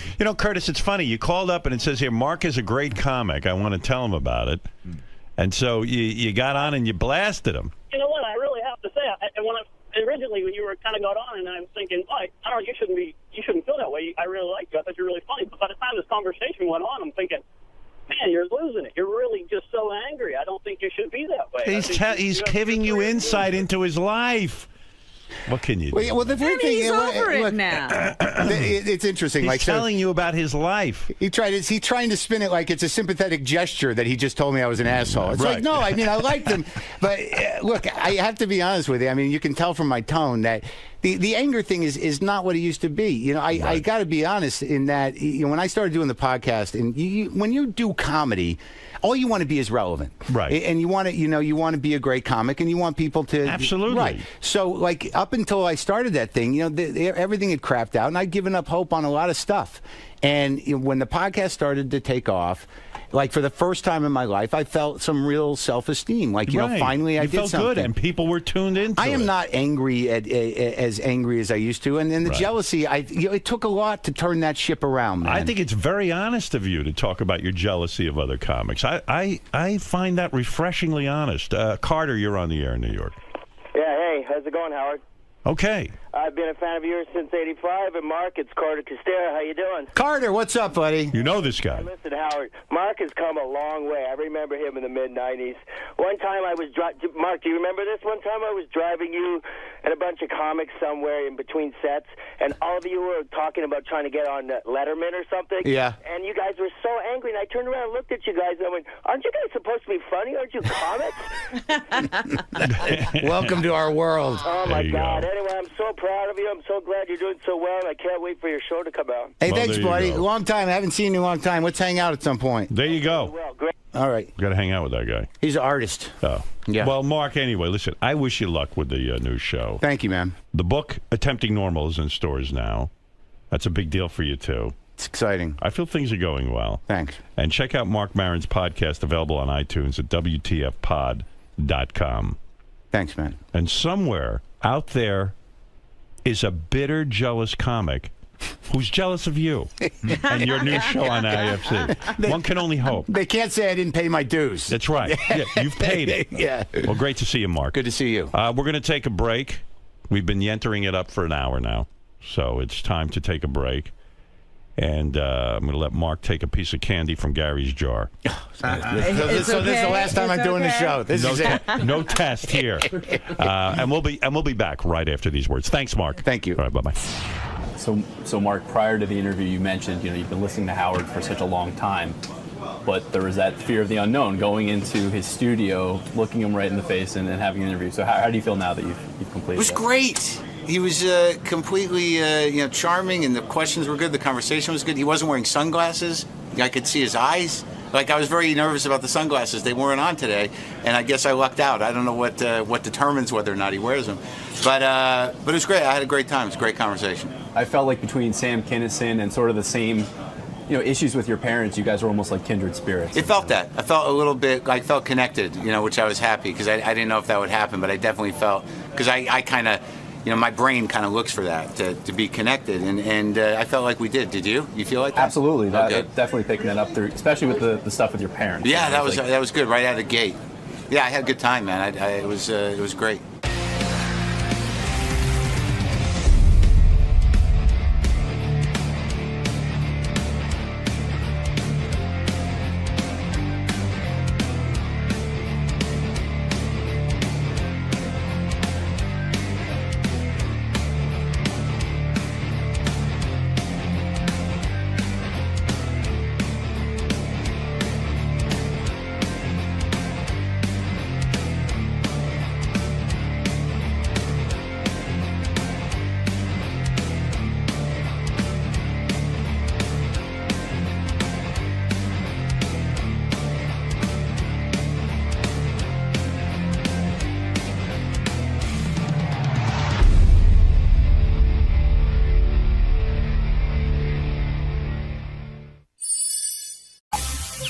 This is the best of the wrap-up show. A recap and behind-the-scenes look with John Hyde and Gary Dell'Abate.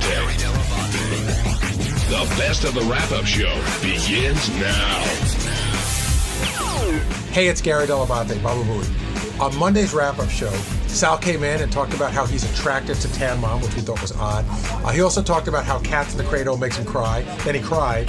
And then Benji talked about tasting his own semen, and Ronnie talked about it a little bit too. Very strange day on the wrap-up show. Here's how it went.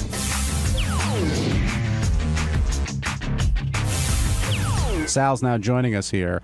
And Sal, you hit a lot of stuff this morning, ranging from your little crush you have on Tan Mom, which I thought was... I wouldn't say it's a crush. What would you call it? Just a fetish. What's a fetish? Like, what's the definition? Like, why? I mean, I know you know what the definition is. Why do you... I noticed that in you. Like, you have this... You used to watch granny porn, which is not really like 90-year-olds. It's like 60-year-olds. But what is it in you? Did something weird happen in your life that sent you down this path? I don't know. You know, when I was young, there was one person when I was younger, this woman, she would like tackle me down and like try to get down my pants. And well, okay, slow down. How old were you when this would happen? About 9. And how old was she? 30. Now, why was she trying to put her hands... 27, why was 28. a 30-year-old woman trying to put her hands down a 9-year-old's pants? She just thought it was funny. She thought it would be fun. Like, let me see your wee-wee, and she would tackle me down, and she would do that. But as a child, I would get very upset. I would cry. And then I saw this lady, like 15 years later, actually probably 20 years later at an event. And I went up to her and I said, hey, do you remember when you used to do that to me? And, you know, she got a little, like, red in the face. And I go, would you be willing to do that now? And she thought I was crazy. But I kind of like that. I turned the tables on her and I put her in an odd predicament. Because if she said yes, nothing would have happened. No, I think something would have. I would have followed you. Because now, even though... Experiment over. The odd thing is that even though I was upset as a child, I now find it hot that she, you know what I mean, that she was going after my penis, which is kind of crazy. But I think you find it, I think adult Sal finds it hot that she would do it to adult Sal. You don't think it's weird that she did that to a little kid and it might have fucked you up a little bit? Yeah, that I think so. But it's... Technically, if that happened to me, I think I should be turned off by older women, but I'm not. I'm turned on by them. So when I see, like, Tan Mom, like, she's not necessarily attractive, but, like, neither is Mick Jagger, but there's something about them that women find attractive. You know, it's their essence, their charisma. She has, I'm turned on by wacky charisma, I guess, for lack of a better term. You know, her mouth's all crooked, she seems drunk or inebriated some of the times. You know, she's posing on a beach with her tits flopping out. To me, that it just says that, hey, this is a wild, crazy girl. I like that old, white, trashy woman that will kind of let you do whatever you want to her and get a kick out of it. If you're attracted to wild, crazy, sort of off-kilter women, why'd you marry a beautiful girl? Because I'm attracted to wild, crazy, off-kilter women for the moment. This is not somebody you want to drag home. Like, you know, like look at porn stars. I mean, they're willing to stick wiffle ball bats up their ass. You don't want to walk down the aisle with them. Everything has their moment. So these, you know, you don't take the circus home with you. You go, you pay the ticket, and you get entertained. So the crazy women are more your fantasy. Fantasy, absolutely. So Tan Mom being loose on the beach, a vagina half hanging out, a tits out. It's like, wow, this you can have a lot of fun with this crazy broad, you know? Let's talk about the Long Island psychic. Is it psychic or medium? I want to make sure I get it right. It's the Long Island medium. Teresa Caputo. Medium. The okay. LIM. All right. Sal, you've been pitching her hard for months now. In our writers' meetings, I know you believe, you know, you think she... And you had told me about Westbury Music Fair, how you were like, wow, like you were a little skeptical, but after then you became a believer. That's fair to say? It confirmed it. That I'm a believer. I was on the fence, and when I went to Westbury Music Fair with 3,000 people, the way she would pick out people. I know, if you make a generic comment, somebody died of a heart attack, 3,000 people, somebody's going to stand up. She specifically would point to people and then say how the person died. But I want to ask you a question, and I'm not saying the Long Island psychic does this. In my mind, she's a psychic, okay? Medium. She talks to the dead. Medium. But why... say somebody else did this act, right? Right. Why wouldn't... what makes you so sure that there aren't plants in the audience? There could be. There really could be. But I think that if she were to come on the air and she were to do some reads, or if you were to meet her personally, let's say your family members were to meet her personally, Gary... I think that possibly she would turn believers into some of us. But wait a second, you said the second part that she could make me a believer, but you didn't answer the first part. Which is what? That you're just, it's a leap of faith for you to believe that it's all real. No, I'm confident that it's real. But now why? Why are you so confident? Did you believe in psychics before or mediums? I did. As a kid, I would always watch George Anderson, which was on Channel 6. It would follow Jackie's comedy show, and he would scribble on a pad. And I went to see him. Hello? I went to see him, and it didn't turn out that well. And then I believe someone in John Edwards, and then I saw that whole special where, they were miking the audience, and then it turned me off. So I believe these people have somewhat of a gift, but I think that Teresa has the ability to really, she has an extraordinary gift where she's able to fine-tune it. And don't all the psychics fine-tune it? Don't they all? When John Edwards had that show, didn't he know things that only he could know? Yeah, I guess what makes her different than anybody else who is a psychic or medium? I can't really put my finger on it. There's just something about her that I think is quite fascinating. And again, being that I saw her live at Westbury Music Fair and what she pulled off was just like, it's just one of those things. It's a phenomenon. You really can't explain it. And Howard, Howard told you, no more Long Island Medium. She's not going to be on. We're done. That I got. But I've always I listen to Howard. He's made me a believer in a lot of things. Like he's changed my point of view on certain things. But this is something where I'd like to do just the opposite. I'd like to make Howard a believer in possibly this. See, but you're not interested in investigating whether what Howard's saying may or may not be true. You're so sure it's true. You want Howard to understand it. I would love for Howard to say, "Wow, this."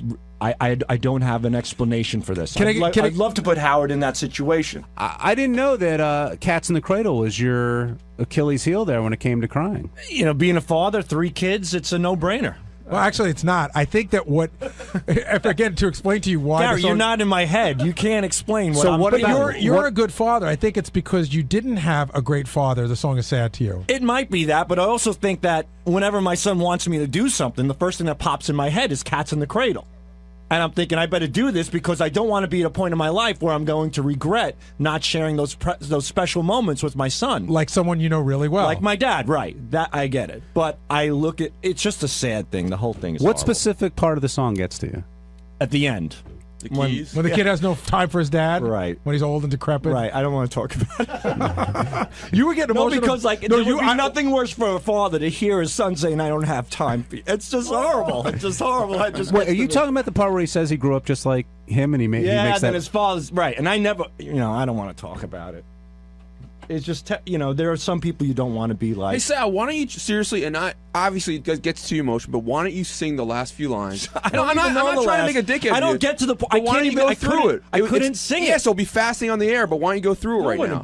I can't sing it because I shut it off. Well, don't sing it, just say it. Have you ever listened to the entire song? It's not trying to make you a dick. Of course I have. And then when it gets to the end, it's just horrible. I mean, the end, he realizes that he's turned into his dad, even though he didn't want to be that. My makeup's running. But it always does. But do you think? You've gone out of your way to not be like your dad. So I don't understand why it would get to you there. Do you know what I mean? Like you're great with your kids, and you do take the time. So why would it tear you up? I don't know. Just the thought that. I think I have a fear that I might end up that way. Like I might do that. Well, if you haven't already, you probably won't. I haven't. You probably won't. I just came up with a great game for the show. I think that Sal should be in one isolation booth, and I should be in the other one. Who breaks first? And we should play the songs that make us cry and see who breaks first. I think a lot of fathers feel that way about Cats in the Cradle. Have you ever because like Gary's saying, you sort of said it's that a lot of people think it's more about what you went through as a kid. Have you ever talked to your dad about it at all? No, there's no talk. That's not happening. Not happening at all. I went to a therapist, and he brought up all the father stuff, and you know what? I even bailed on therapy. But why?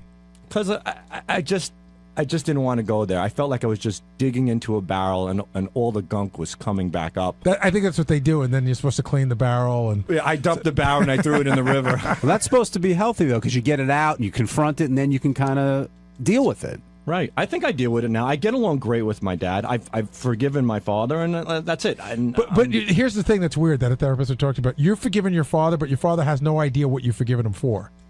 Yeah, we'll leave it at that. Did it happen the first time you heard the song? Like at what point did it click in? As my children got older and as I got more involved in their activities, like my son with football, my other son is a drummer, stuff like that, and when... That's primarily it. As my children are growing and as I'm with them and involved with them, now when the song comes on, it affects me. When your dad sees what you do now, I mean, how successful you've become, I'm sure he's proud of you. He's told you that, right? Yeah, he's definitely proud of me. There's been a little, backlash here and there. He was at a wedding and my cousin's a comedian, so he goes, Sal right now, he's in Las Vegas doing comedy. What are you doing? Like he says that to my cousin. Right. He goes, oh, yeah, your big shot son who just last week kissed another man's asshole on the air for 20 million people to hear.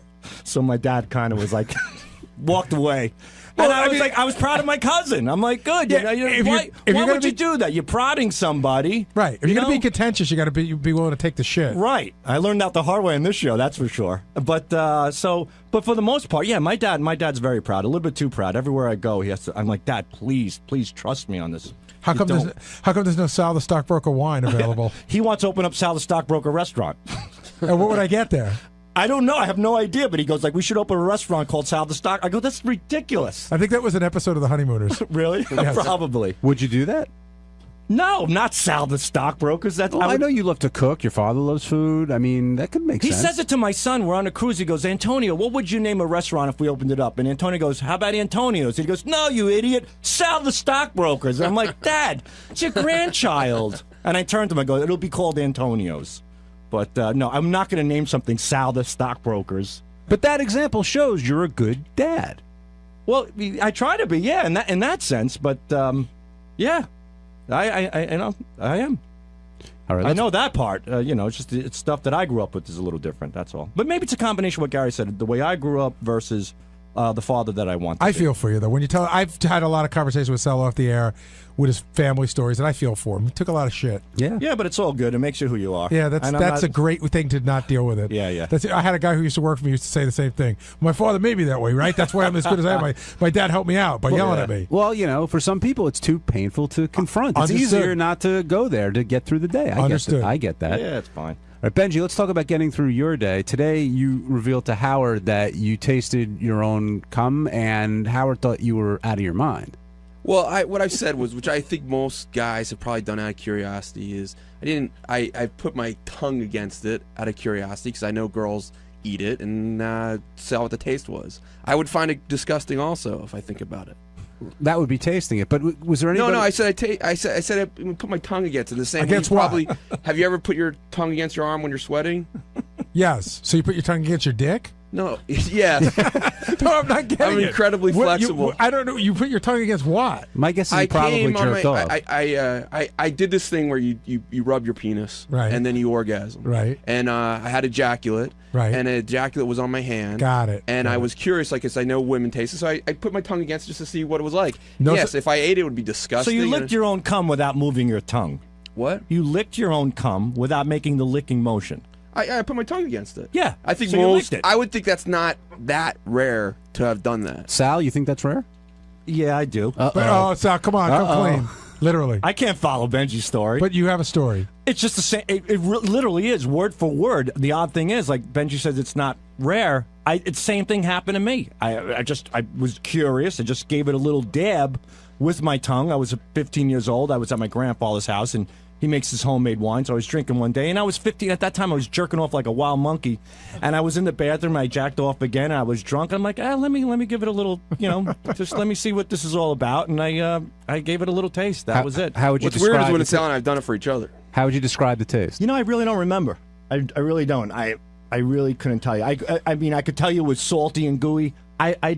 I really couldn't say that. Benji, any recollection? I can't say that. Sal's or mine? Yours. Sal, salty. A salty kind of thing. We've all kissed a chick after she's Yeah. born. I haven't done that. You never got a hint of your own jizz?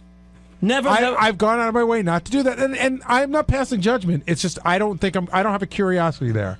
And yeah, I've been yelled at by women. I just did that thing for you, and now you won't kiss me. And I'm like, yeah, all right, guilty as charged. How about you, John? John, yeah. 80 blowjobs. They never came back up and shared a little bit of your own sauce? No, I've kissed a woman afterwards, but I don't know. I didn't recognize a taste one way or the other. You did, but you ignored. You put it at the back of your head. We all get that. You've never even tasted did the mouth taste a little different from your cock? I truthfully never. Everybody gets a zing of that salt water that hits the back of your mouth. Like, okay, let's just move on. It's like when a girl queefs when you're having sex. You pretend you didn't hear it. When you taste your own. You expose it and make fun of her. And laugh. No. That's not a good idea. I've never tasted jizz. I have. When did you taste your own cum? He didn't say his own. I didn't say. Well, yeah, kind of. How so? Yeah, I don't know. It's a long story. You don't have enough time. We got time. We can go late. You don't have enough time. You haven't tasted anyone else's. We can go late. What? Don't worry about it. You haven't tasted anyone else's. Not a guy's. What the hell is wrong with you? Now the guys, have I tasted my own? Yeah, I got this thing that I do with girls, So what thing? You're not into felching, are you? What? Felching? What the hell's that? That's where That's something I don't know. What is felching? You people are looking up. It's so disgusting. What is it? Quick, man. We don't have much Actually, time. Ronnie, let's You talking about snowballing? Hold on. Let's see what Ronnie No. has to say, and then maybe we can match it up. So What's your thing? I got this thing that I do with girls that you take the head of your dick and you take the little. Hurry up! There's a lady in the room. Hurry up! Right? I only got a minute. It usually is when you do it too. And you take your little pee hole, right? Yeah. And you put it right on her nipple of her boob. Okay. Right? And you rub it around. It gets them all turned on. And of course you have a little leakage from your, It's called urine. Yeah. No, not urine. Pre-cum? Yeah, pre-cum. Pre-semen. You get a little pre-semen, and then, if you happen to, suck on the girl's boob, you're tasting your own stuff. What does it how taste? big What are- does it what does it taste like? What? What does it taste? It's a little like? salty. Is it like bitter or you No, don't it's a mind? little salty. Okay, sorry. What are you gonna say? It's like salt water, How kind of. big is your dick hole that you could No, wrap it around a nipple? No, you don't wrap it around it. I'm thinking like a largemouth Idiot. bass. Your Idiot. cock must look like a fish. You don't wrap it around it, idiot. You poke the nipple through your dick hole. You Yeah, poke. well, as much as you can. I'm not saying you wrap it around it. I think you stick in the dick hole right into the nipple. What do you think? It's like a pencil eraser you stick in there? All right, we gotta go. wild. All right, and with that, we're going to wrap up this edition of the Wrap Up Show. On Tuesday's Wrap Up Show, I had a new co-host. Yes, Natalie Maines co-hosted the Wrap Up Show. We talked about Gary, we talked about her performance, we talked about a lot of stuff, and Natalie has a lot of opinions. Enjoy.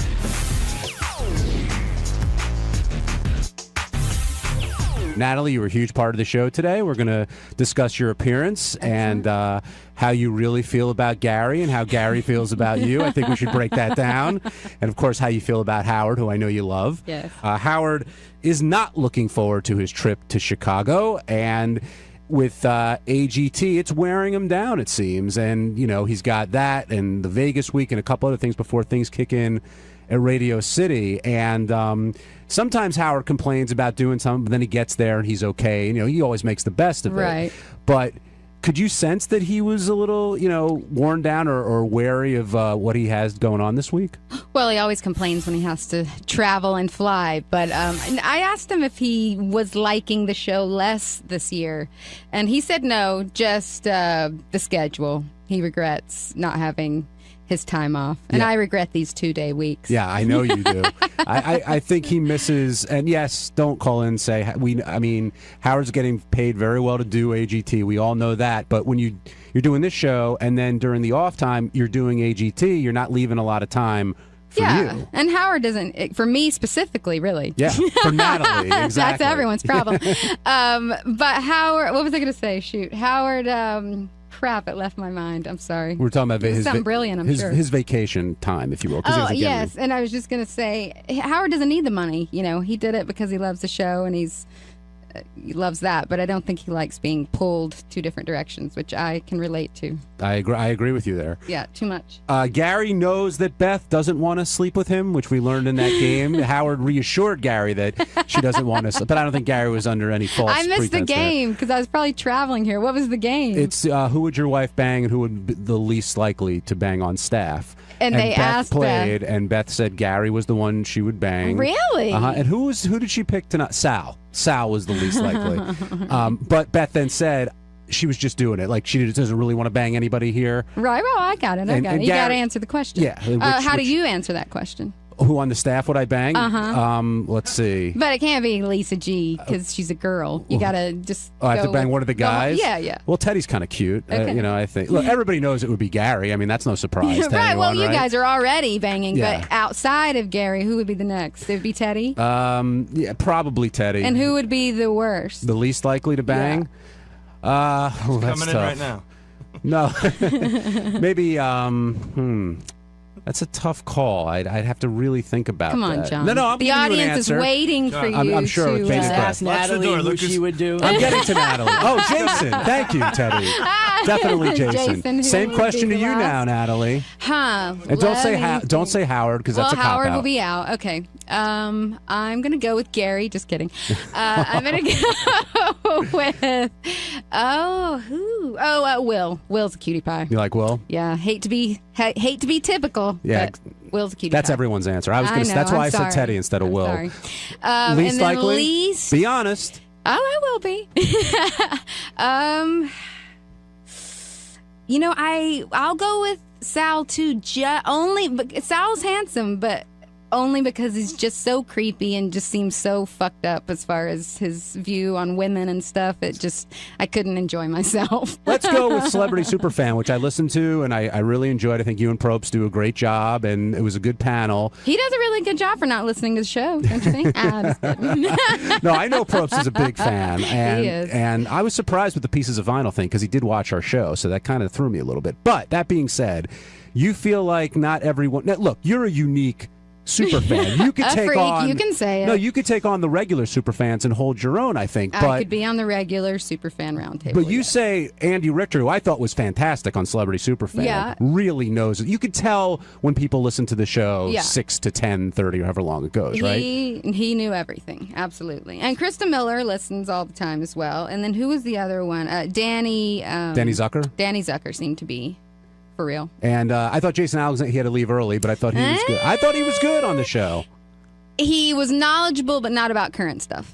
So he was going back to the old stuff. Yeah, I don't know how much of a listener he is. And you're saying I know. Knoxville is a poser or is not a poser? Let's get this straight. I actually wasn't. He did give me the blank stare on Pieces of Vinyl. He didn't know Pieces of Vinyl. So Mhm. I'm going to have to go poser. Wow. But That'll- cute poser. That makes it okay. Yeah. I'm trying to think who else. We're forgetting. Oh, Cordry. Cordry's a... He seemed like a true fan as well. And I think you've talked about this with Howard before, though. But when you meet somebody and you find out they're really a Howard fan, they go up like 100 notches in your eyes, right? Absolutely. Well, we're just going to have something to talk about, which is fantastic. I never go out, but I go to that Jimmy Kimmel party every year Yeah. because that's my peeps. And how was the Kimmel party this It's go around? fun because we all talk Howard and everybody knows everybody because of that. And it's just fun. Yeah, You walk in and know you're on the same ground, whatever that term is. Now I feel like JD. Common ground? Common ground. There you go. Thank you. And how deep do the conversations go? I mean, you could talk anything. Like, can you tell when people are like, yeah, they like Howard, but they really don't know the show, versus somebody who can, break down Benji's Vortex, for example? I think I'm just drawn to the people I know are already super fans, so that's kind of who I go talk to. Ryan Philippe, and he's cute Another as well. cute But one. There seems to be a pattern here, Natalie. Do you talk to any ugly super fans? Let me see. Yeah, I talked to a couple. Okay, just checking. What's the approach with Howard, though, at that party? Is everyone kind of stepping back, or does anybody, move everyone out of the way to go talk to him? I don't know. I am just sort of excited to be in the environment with a bunch of super fans, but Howard, I heard him complaining about the party and that he does, first of all, his timeline, he spent 30, 45 minutes talking to everyone. He was there for 9 hours, Yeah. I think, after that recap. But he complained about it. But I have to say, what nobody pointed out is Howard and Beth are standing at the entrance of Jimmy's house, greeting everyone. It was like a wedding reception. So to say he got stuck outside, I mean, that's kind of where he placed himself. I see. Because he is a very gracious guy, and he is, I'm sure thankful or just at least gracious that Jimmy threw him this party. But they do stand there like the welcoming committee. So for me, I just felt like I had about a minute, and then my job was to just go inside. So I felt like I was following the protocol. But I guess he talked to other people longer. But I'm just excited. I don't want to be on Howard's radar to talk about from the party. So I kind of say hi and be all nice, and then I go talk to everyone else. Now, somebody else at the party this year was Gary. Yes, and Mary. That's right. Let's talk about Gary for a second, because he's not here. And then when he comes That's in, the we best can- time to talk about Of him. course. But I can't tell. I know you like breaking Gary's balls, no doubt about it. But I can't tell if there's something more there or not. That's the weird thing on the show. You can tell when someone's kind of getting in your face just because you want that reaction. But then sometimes it's like, no, I really do think you should be doing this, this, and this. How do you really feel? Well, I like Gary fine, but what I say about the things that bug me are real. But there's things about my husband that bug me. That doesn't mean I don't like him. Gary likes to just put a big blanket on the whole thing. She doesn't like me, and just dismiss what I'm saying. But no, I like Gary fine. How do you think he feels about you? I think he probably doesn't like me. And do you care? Does that bother you? Yeah, Yes, I care. I want Gary to like me, but I won't lose sleep over it. It seems like, I mean, again, in the last Celebrity Superfan, when they asked you the question, I mean, it was teed up. I knew you were going to say Gary, and Gary was there. It wasn't like he was, back here listening. Well, yes, I do go at it, but part of it is because I do have something to say. But I, like Howard, feel the same. I just feel the pressure to make it entertaining, and I did feel like the show was kind of safe and just a bunch of celebrities being